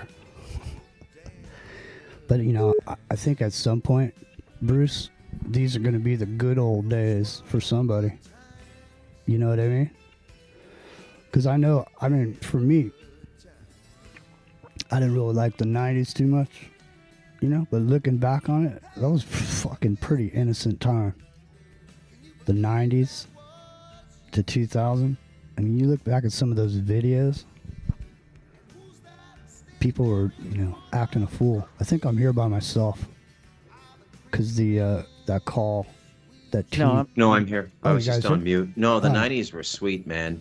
It was a nice time because Gorbachev folded up the Soviet Union, and it just looked like anything was possible, right? Looked like Yeah. a golden age was beginning. But really, it was the beginning of the looting as we look back on it now. Hey, Jimmy, we have another caller. Oh, yeah? Okay, go ahead. 786. Jimmy, Rock and Rio, Gus, how you all doing? This is Antonio. Hey, what's going on, Antonio? Oh, nothing much. I was thinking about what you guys are talking about, and it seems that we're up against the same powers that the 1776ers were up against. Yeah. When they had to do what they had to do, And yeah. The best way to fight these powers really is to be united. You got to be united to be able to be protected, to be able to handle these situations. So I look at the idea, one of the solutions would be probably to go live in the wild, go live in the mountains, and maybe get a solar panel, get a little bit of technology, and live off the wild. But I was even hearing that the deer in a lot of these places have a certain worm or virus or something they have, and they might not even be eatable. And you got to think, it's very possible that this has been done on purpose, Yeah, But- there's no question, man. There's no question. Every single thing that you think you can think of, there's some reason or whatever that you can't do it. So that's the thing. The thing is, like, you find out the hard way a lot of times with stuff, man, because you don't know everything. It's like when Bruce first moved up on that mountain. Bruce knew a lot, but he didn't know everything. He fucking learned a lot up on that mountain. Right, Oh. right, Bruce? Yeah. You learned everything up on that mountain. Yeah. Because there's no way you can learn everything. Because no matter what you do, what plan you have, and whatever, some shit's gonna come up that you didn't think about. Can collapse Oh, the yeah. whole situation, man. You got to adapt and overcome. Oh, yeah. But it's easier to adapt to the mountains than to adapt to these forces that we're dealing with, if you ask me. Well, that's You know what what I mean? people were trying to adapt by moving into those vans because they still had jobs. They were still going to a full-time job. They just couldn't afford the rents. That's the thing. Is that? I mean, But, yeah, and they're criminalizing it. That's what I mean.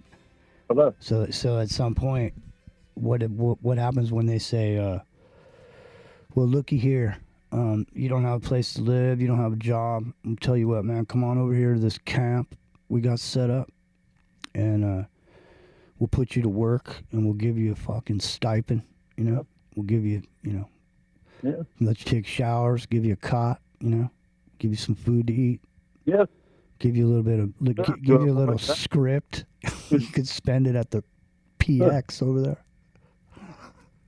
Yeah, to avoid that, it would be good to be able to head to the mountains and live in the wild where they can't get to you, really, because they will try to get to you.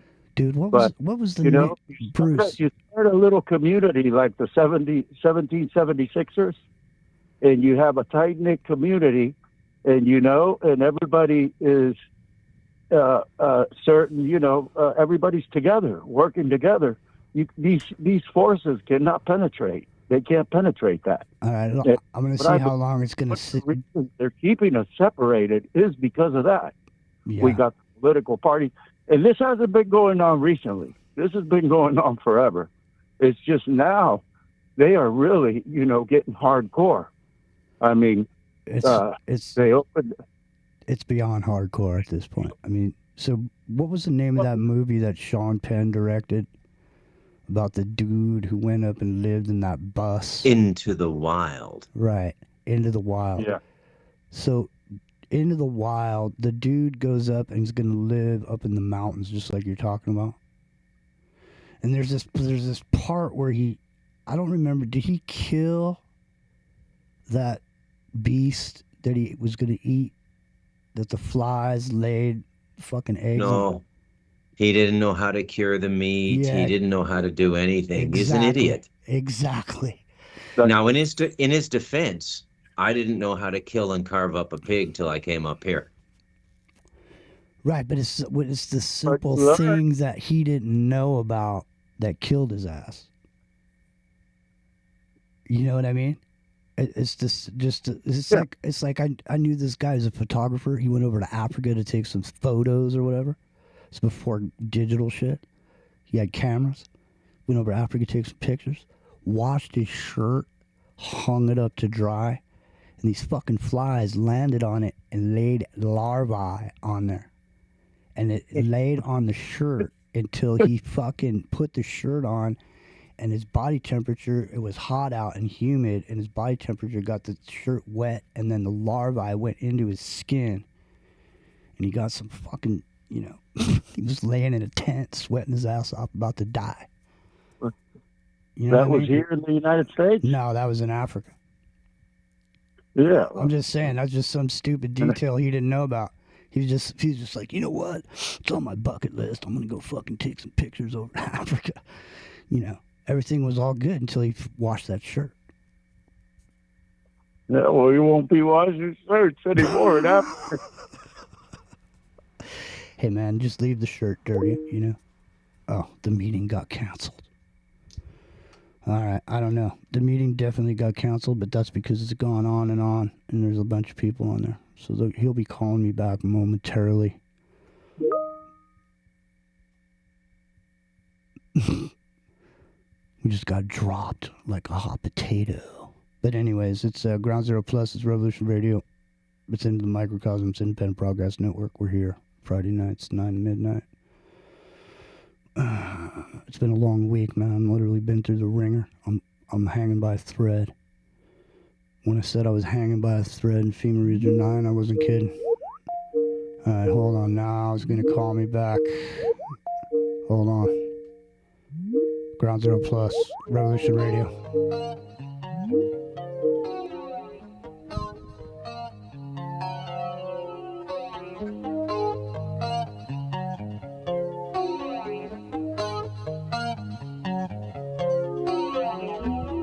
717-417-8284 is the number to call.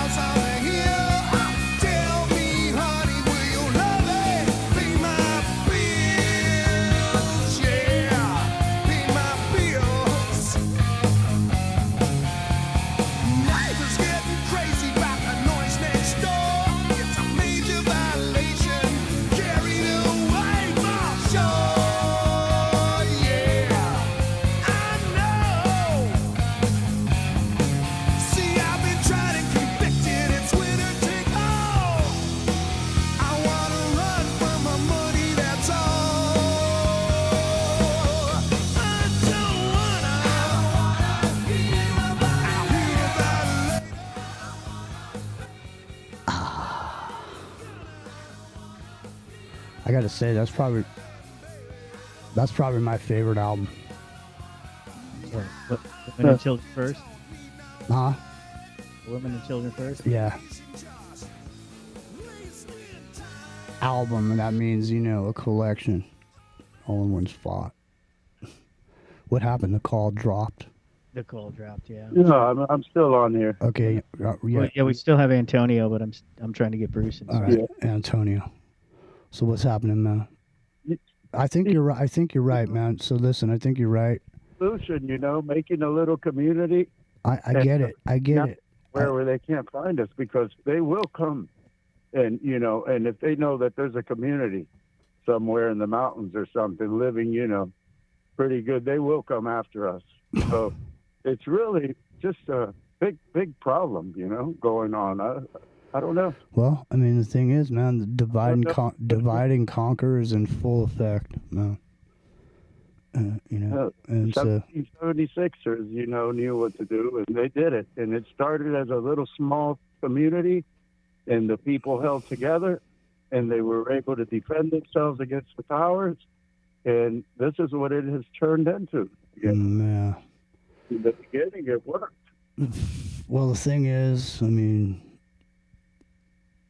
I don't want to be a naysayer or whatever, but Let me just. Yeah, we're living in a different world, and I'd like to think that what everybody has this idea, about that, but the thing is that it's not going to be like people think it is, drones everywhere, dude. You know what I'm saying? It's. But you can adapt. You can adapt. But look, the bottom line, if you ask me, the world is corrupted in the sense of in Genesis. When you read Genesis, the beginning of Genesis, one of the beings decided to curse the earth, and it says, "Now man will eat by the sweat of his brow. He will have to plow the ground to eat." So now, in order to eat, man has to either hunt or plow the ground, grow food. All that is what is work. But what happens is, when man does this, and then somebody comes and steals his work or takes it, then the problems start. So the world is already cursed. And this is what it says.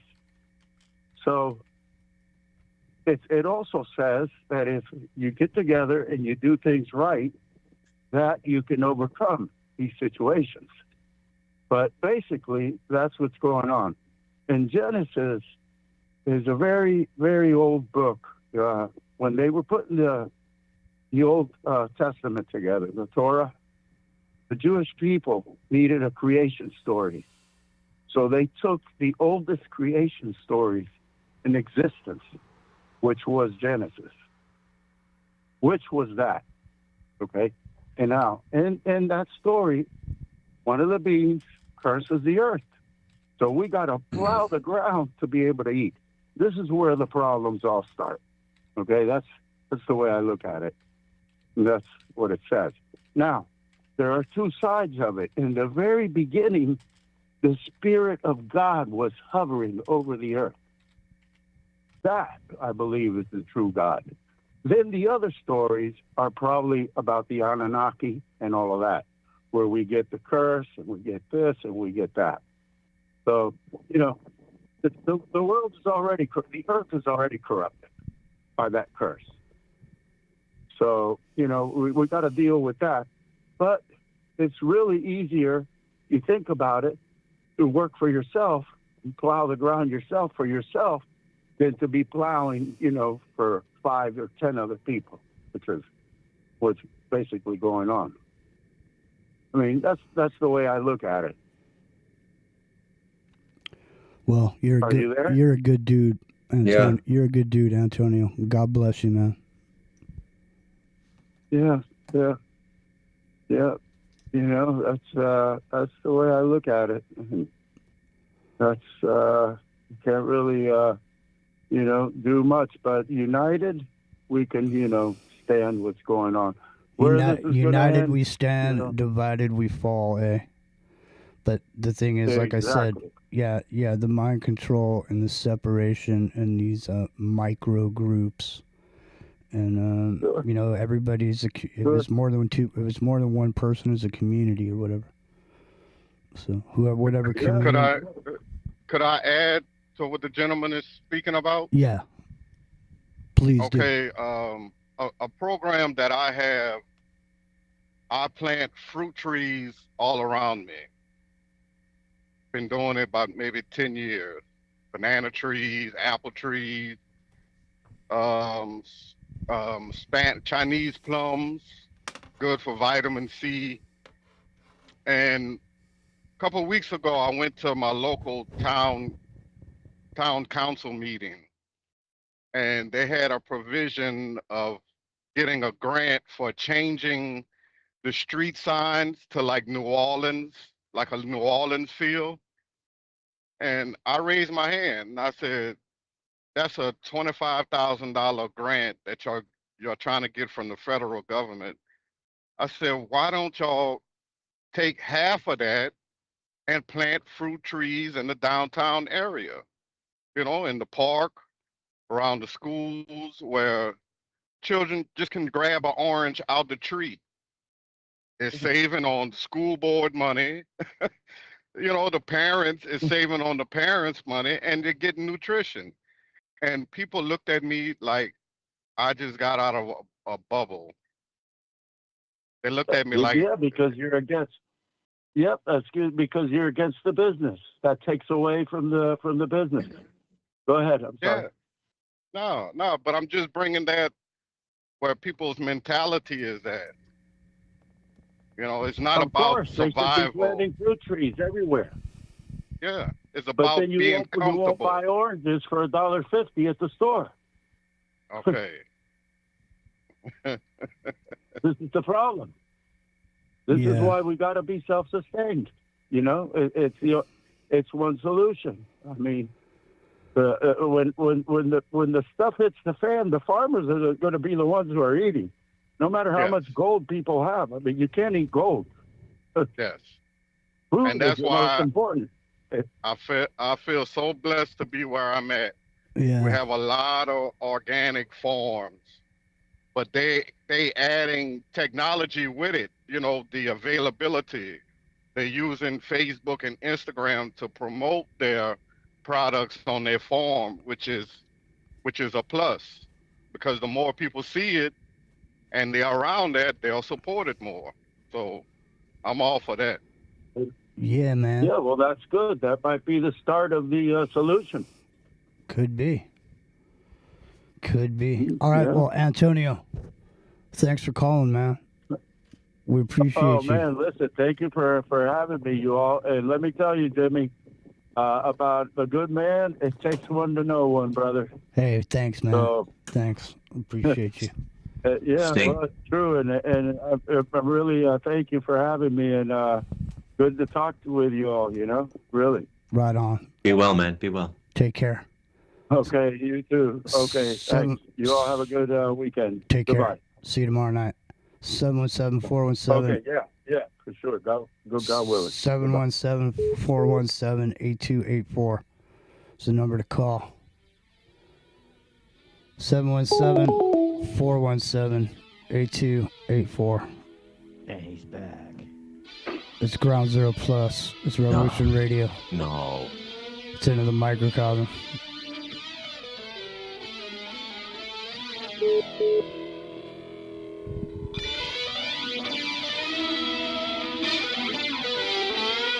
The voice is at the door.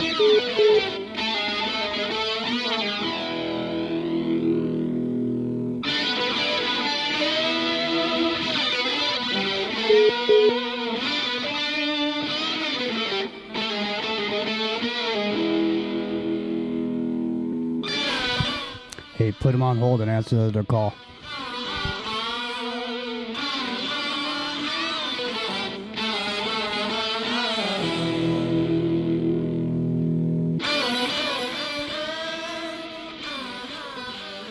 All right. There they go. Led Zeppelin. Is that a bong on the table, Rock and Rio?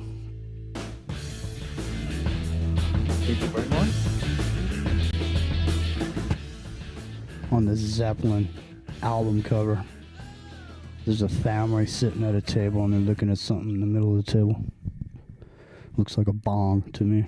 Might be, I don't know. Now, have we been joined? It's somebody's fault. Have we been joined by the Jacker? We have. All right, Jacker. Yeah, I wanted to jump in here, Jimmy, and this is for Bruce, the great Bruce McDonald. So, Pride I'm cometh sure before Bruce. the fall, Jacker. Don't flatter me. Well, no. I mean, you got your credentials. I mean, you are what you are. You're a big thinker, Bruce. I mean, come on, let's not lie. You'd be amazed how little I actually think.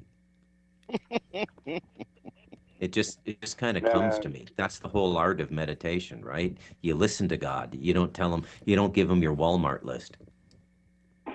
That's right. You're right. That's exactly right. Wow, you're more Christian than I thought. So listen. Well, I've really taken a hard look at Jesus again in the last couple of years. I don't believe in Christianity, but I've reread the Gospels and I've thought about the meaning of this man quite a bit. And the reason is the absolute contempt this controlling structure on the planet has for him. And I'm going, why? Why this guy? Why not Milarepa? Why not Guru Nanak, the Sikh leader? Why Jesus? Listen, did you hear you can make your own Coke can with your name on it, right? You know that, where you can go to a Coke machine and make a can with it. Like, I can make a can that says Bruce. Do you know that they made it so you can't put Jesus on there? Oh, jeez. You can't put Jesus on there.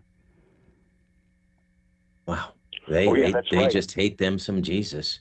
But you could put put Satan is good on there, and that's fine. Yeah. You can put it on there. Oh, listen. Hang on, Bruce, hijacker. by the way, Jacker, let us put you on hold so he can answer that call. Okay. Hold I on. was Hold on. Before. I Just hold on. Hold on. You got that other call? No. It ditched? All right. It dropped out. Okay. There you go. Stay on there then, hijacker. Go ahead. Okay, yeah, I just wanted to say that there's a lot of the writings are coming out, especially during supposedly the 1,000-year reign of Christ of the saints on the earth. But anyways, there's a letter from Herod, or maybe it's Pontius Pilate, who actually met Jesus when he first saw him. He saw him leaning against a tree talking to his disciples. He described him in his flowing, dirty blonde hair, white complexion. He looked like a god, and that Jesus actually came. He was summoned to Herod, and he actually came. And then Herod said, or maybe it was Pontius Pilate, he was saying, I've been protecting you the whole time, especially what you said about the scribes and Pharisees, and that you weren't talking about rebellion, whose image is on the coin, rendering Caesar what a Caesar. You weren't anti-government or whatever, but you were really anti the religious. Anyways, look that up. Letters from either Pontius Pilate or Herod about Jesus, meeting Jesus. But, Bruce, this is originally why I called in. So I know you're a geopolitical thinker, analyst. You break this kind of stuff down. So yeah. Tucker Carlson, about a week ago, he came out with his big flag, and it was Tucker Carlson's 10-point American covenant, sort of like the contract with America, but Tucker had a twist on everything, which made the 10-point covenant, American covenant, neither right nor left. And so this is my question to you, Bruce. He comes out with this incredible Tucker Carlson 10-point American covenant, and then 2 days later, he picks up a snub-nosed 38 caliber pistol, does an interview with Hunter Biden, a softball interview, and almost blows his brains out. So you tell me, Bruce, what is this? Tucker had the flag. He could have rallied MTG, Massey, all the other people. I saw the interview with Hunter. I don't remember a 38. What are you talking about? Well, it was a softball interview. It Oh, was. he means figuratively. Oh well, I mean because Dude. I got a lot out of that interview. Actually, I listened to it in the background while I was working, and I thought Hunter presented pretty well. I didn't know he was 7 years sober. I thought he was still cracking out during his dad's presidency. But we're being lied to on every side. But I got to say this, Jacker. Your prescience and insight into the importance Tucker Carlson would play in American politics, which you called like 8 years ago, was really, really prescient. It was Yeah. almost psychic. Almost psychic. You did call Yeah. that. Yeah. Mm-hmm. Right? No, I knew he was a rising star. I could see he's got the anointing. Yeah, well, but I watch just out. don't understand. Watch he out. comes out with this 10-point American covenant, and then he goes and does a softball interview with this degenerate Hunter Biden. You know, I mean, there's no question about it. See, that's The guy is that's what happens, man. See, when Kev Baker interviewed Jordy Rose, everybody was pissed because he didn't fucking get all weird with him about shit. But he got more out of him by not doing that. You know what I mean? So your perception of what he should have or shouldn't have done. Yeah. might Yeah. Well, not be- Hunter told you he's a Jesuit, and also another thing I came to realize, I really think Hunter Biden was playing his dad. He had the mask on. Look how much he sounds like his dad. His antics, even his walk and his demeanor. That's a good one, That Sergeant Miller. is good. That's a new one. We got a new conspiracy theory. Hunter I'm Biden just being plays honest. Joe Biden. Who couldn't do it better? Who couldn't do it better than his own son? Yeah, maybe so. But Bruce, what did you think about Tucker Carlson's, 10-point American covenant about honesty and integrity and what America should be and get back to productivity? I don't know if you heard the whole 10-point thing, but it was it was an incredible flag. He just rallied Joe Kent, everybody all around him, and then he does this Hunter Biden interview, and I'm just thinking, are we being played again? Was cognitive liberty on one of those 10? Yeah, sovereignty. Yeah, that's right. No, Sovereignty was one of cognitive them. liberty. I demand cognitive I got the liberty list. for everyone. I got the whole list. I can go right through it. It's not on there, It's homie. 10 points. No, it ain't on there. But we don't got time right now. But Yeah, but you don't have Right. to reinvent the wheel. That's what I'm saying. We should have morality. What's loyalty, honor, Man, respect. listen to me. listen here, man. During the pandemic, everybody saw these sports, and they saw fake people in the crowd, and they said, man, look at these sports. And you start wondering, well, how was sports been this whole time? Everybody was against sports. Everybody's talking shit about it. How long did it take before people just come back? It's like one guy comes back, a couple guys come back. It's the same thing with this political shit. There is this whole thing, we're in the situation we're in because of this political system. There is no difference between the two or any other one or the third one. You know what I mean? Because the whole system is not designed for us to prosper. Yeah. correct. So Correct, it is though. so You're right, corrupt. Jimmy G. Listen, That's exactly listen. right. It is But so corrupt the that you caveat. can't fix it. It cannot be fixed. I know, but here's the caveat. When you come from a person from my Orthodox Christian viewpoint, especially knowing that, we are being circulated through here for the final judgment, the biggest thing that you want is to buy time. Yeah, you're right. The whole political right-left game is all rigged. But as long as you can buy time and make it go on, the more human beings circulate through this system that we're in, this world, this plane of existence, then the more can be saved. Time equals souls. and time Yeah. equals souls for God. That's where I come down on. So if I got to throw a weapon in to somebody like Tucker Carlson, and he picks it up, and he buys us another 4 years, I'll take it, brother. I'll take it. Well, you're That going to means have souls to there's God going to for me. there'll be 4 more years. There's no question about that. But I mean, it's plain to see, it's plain as the nose on your face what's been set up Yeah. here. Because if you look at the younger generations, okay, they are looking forward to the future they're not going to have. And so they are leaning socialist in a big way. They'll lean socialist just because they feel like the generations before them fucked them over. And that's the worst thing that the country fought against all that time, just as a slap in the face. Oh, Look no, at we fucking did. No, Mondani. I'm Look from at the baby boomer. Look at Listen, Jimmy Mondani. Jean, Listen, I'm a listen, baby boomer. listen.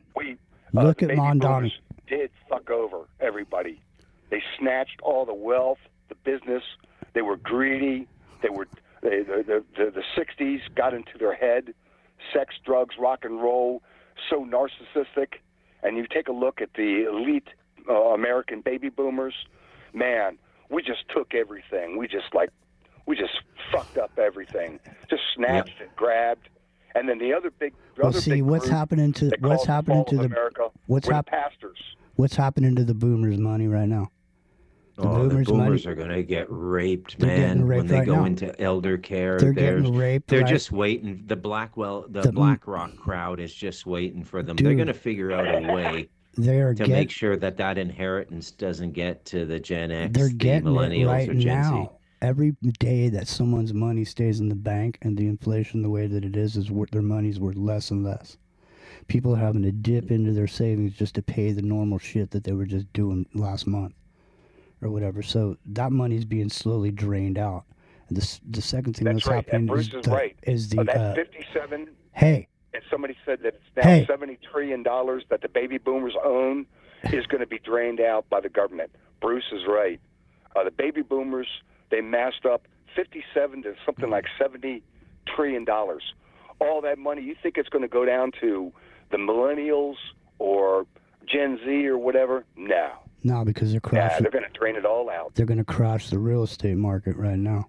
Is what's happening. Yeah. A lot of those boomers' monies that they're calculating and all that is equity in their homes and what the homes are worth. Well, So their savings are. Hey, dude, I'm gonna fucking hang up on you. All right. No, okay. I'm in the middle. I'll go. I'm in the Go middle ahead. of saying something, and you're interrupting me constantly. I mean, you're welcome to be on here, man, but have a little bit of respect, son. Yeah, I know. Maybe I'm hyped up. Yeah, you're you hit hyped the- up. Like You're hyped up. once you hit baby boomers, I go white hot, like rage. Yeah, well, that's what I'm trying to say is, if you believe in voting and you think that, there's going to be some voting on the horizon, you're right at the point where there's going to be the midterms coming up, and you're going to see exactly what's going to happen as a result of what's been going on. So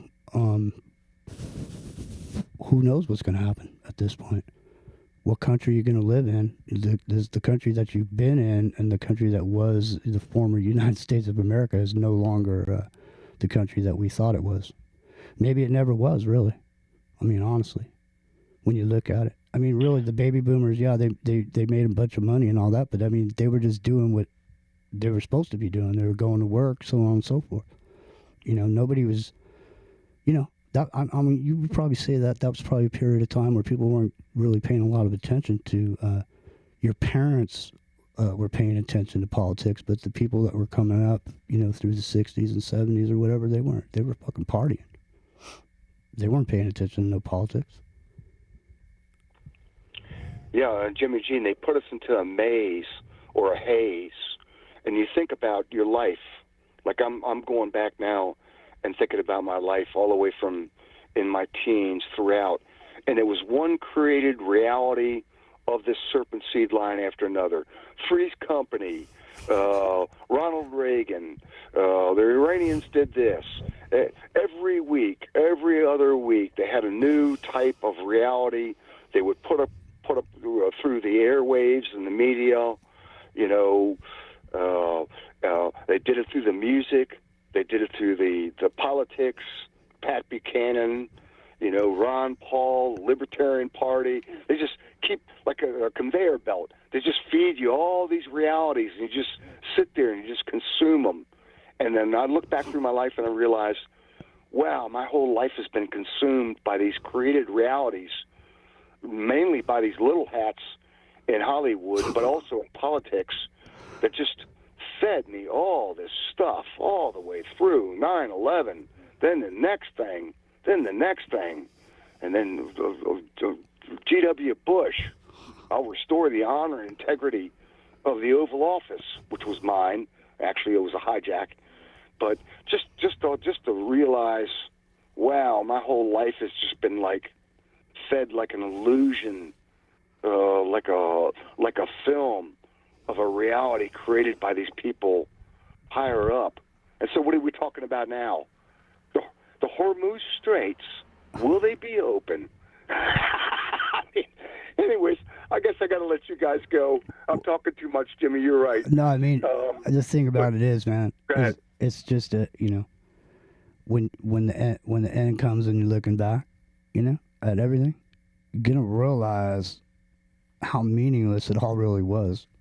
You know, it all has meaning. It all has meaning in the moment for whatever reason. But in retrospect, when you look back on it, you know, stuff might not have been as important as you thought it was, and stuff you didn't think was important was really fucking important. You know. So, yeah, that's a wisdom. You ought to coin that one. That's a coinable statement right there. That's one of those words of wisdom.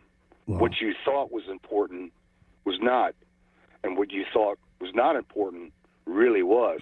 Exactly. That's the truth. No, there was this guy.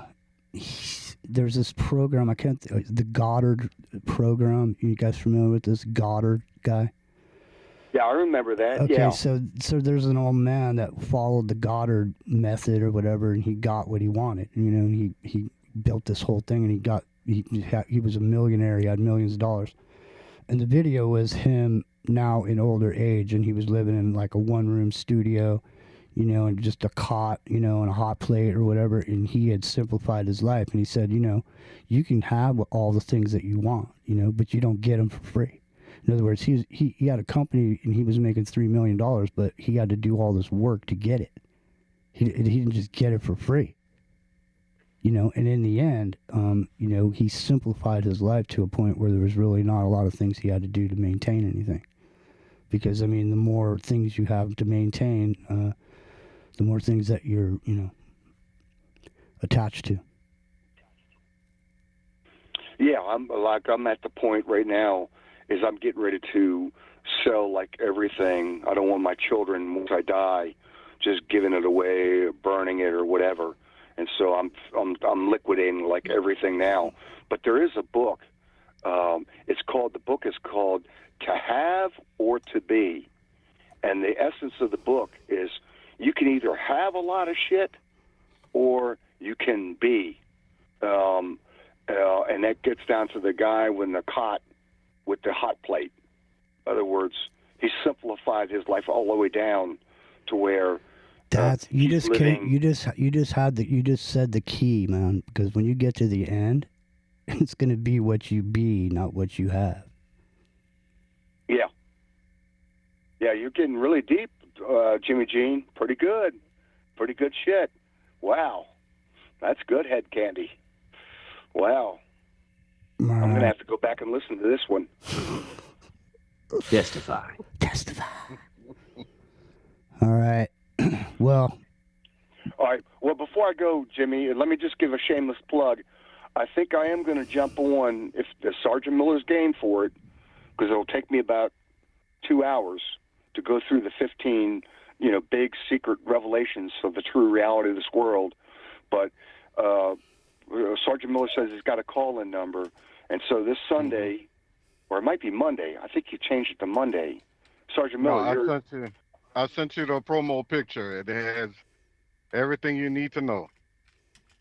Okay, I haven't seen that yet. I haven't done that, but I will call in and I'll go through all of them.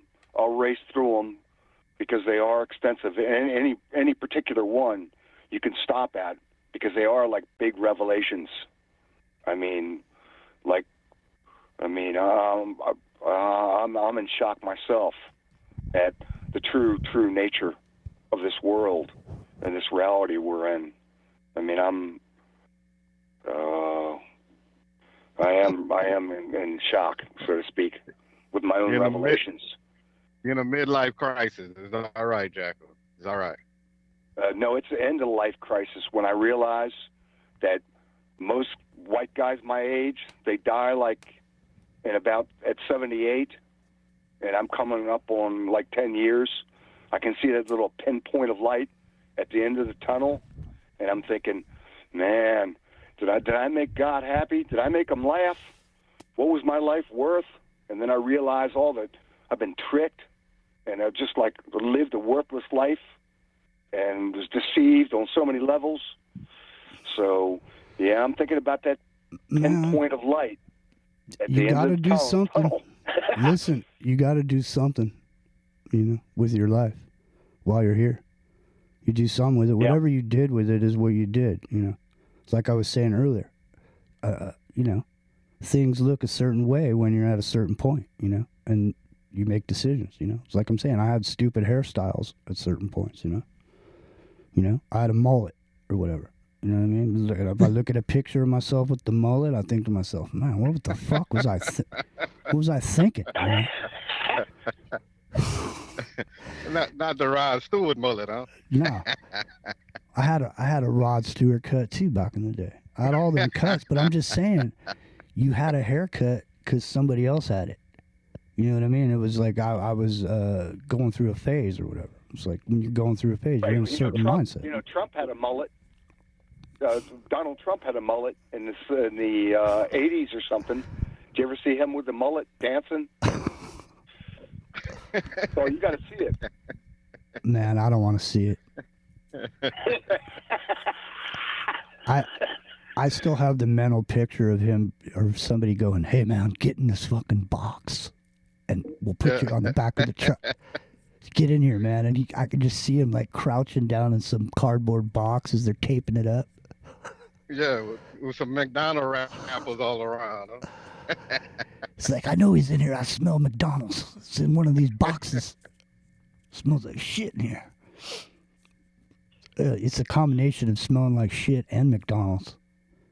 I wonder if he shit his pants. Get in this box, man. Plus, he left all his people. Why didn't he just cancel the flight? Why didn't he just get on there and go, you know what, man? I heard you're going to do something. You can kiss my ass.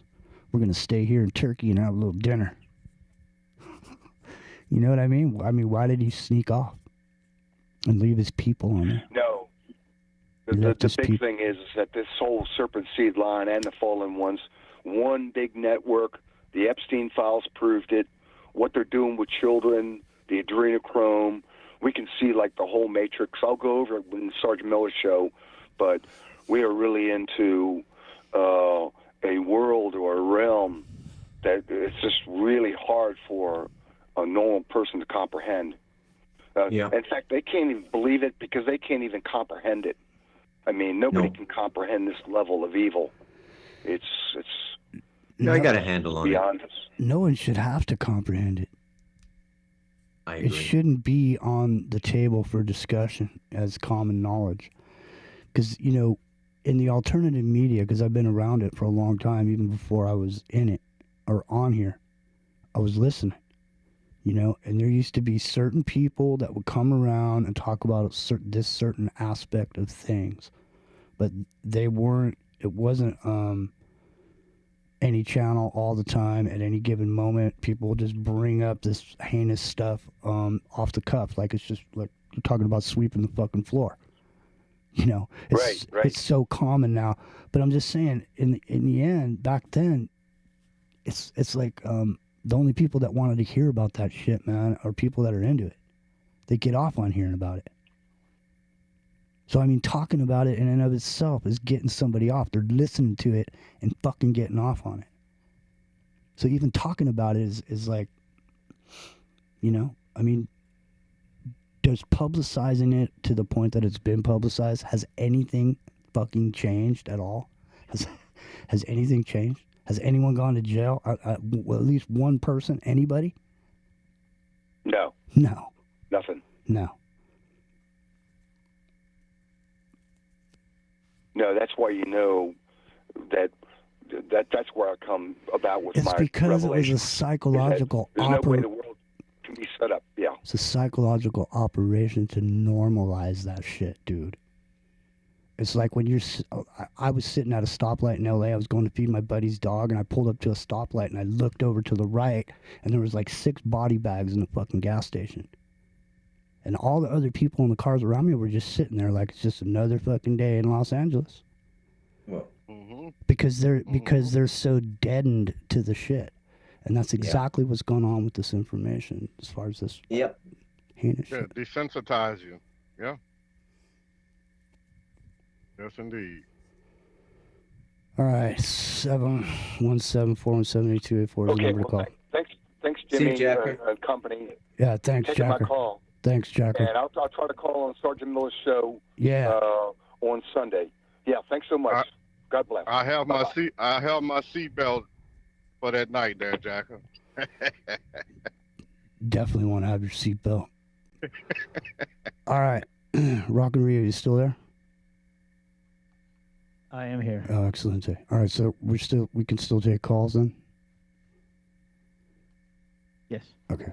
What do we got? We got 10 minutes left? Yep. 8 minutes left. You haven't said much all night, man. You've been quiet over there. Well, I've been listening to the banter. All right, listen. 717-417-8284. Bruce, thanks for cruising by tonight, man. My Some pleasure. great It's been a conversation. blast. Yeah, good conversation tonight, for real. Yeah.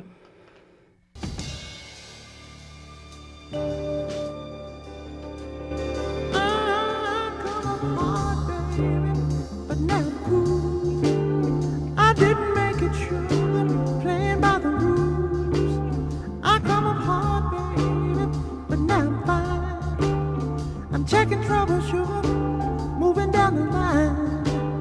I come up hard, baby, but that's okay, 'cause trouble, man, don't get in my way. I come up hard, baby. I've been for real, baby. Gonna keep moving, gonna go to town. I come up hard, I come up getting down. There's only 3 things that can show: taxes, death, and trouble. This I know, baby. This I know, sure. Girl, ain't gonna let it sweat me, baby.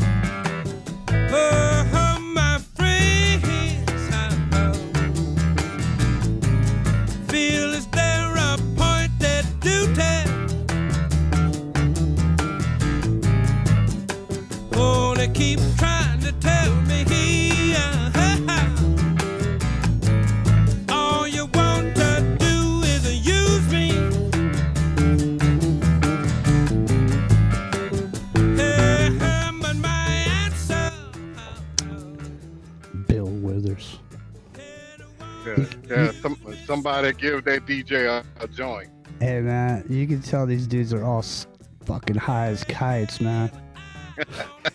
This guitar player, plus the drummer, the look on his face, he got a smile on his face.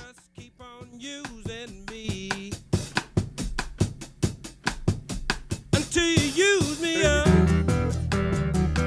Hey, listen, go find yourself any Gray Whistle Test shows.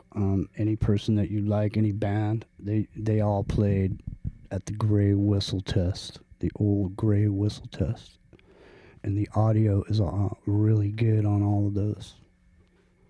So I would highly recommend it. Yeah, so tomorrow night, 8 Pacific, we'll be back for the Chilluminati.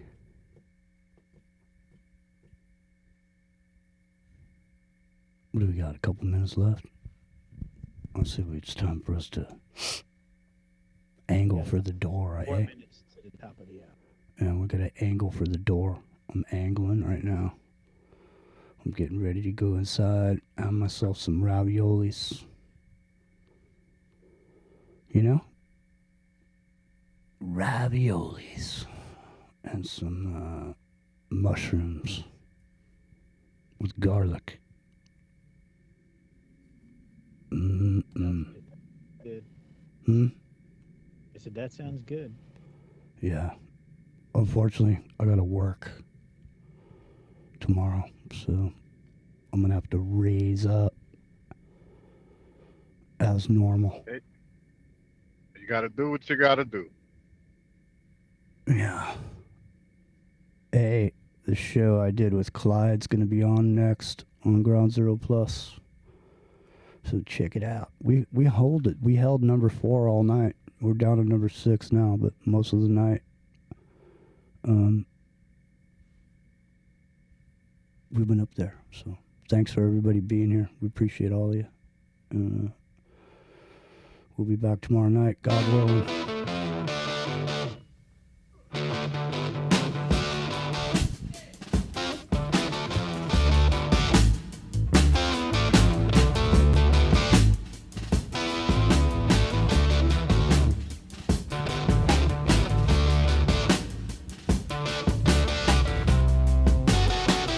Yeah, you got satin shoes.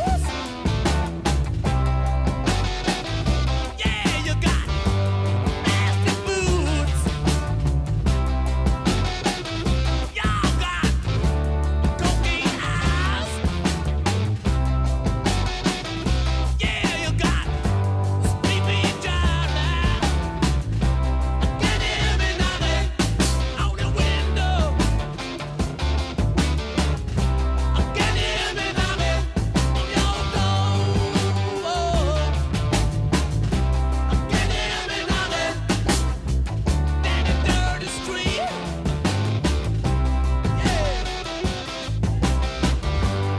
Help me, baby. Ain't no stranger. Help me, baby. Ain't no stranger. Help me, baby. Ain't no stranger. Can hear me knocking? Are you safe asleep? Can hear me knocking? Yeah, down the Gaslight Street now. Can hear me knocking? Yeah, throw me down the keys.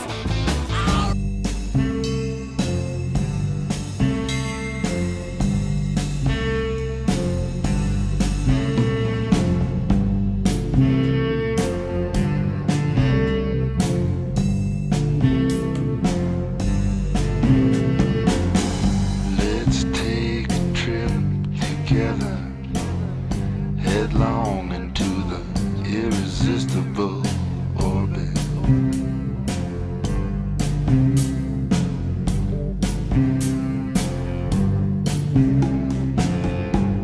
Breathing the cold black space with the glistening edges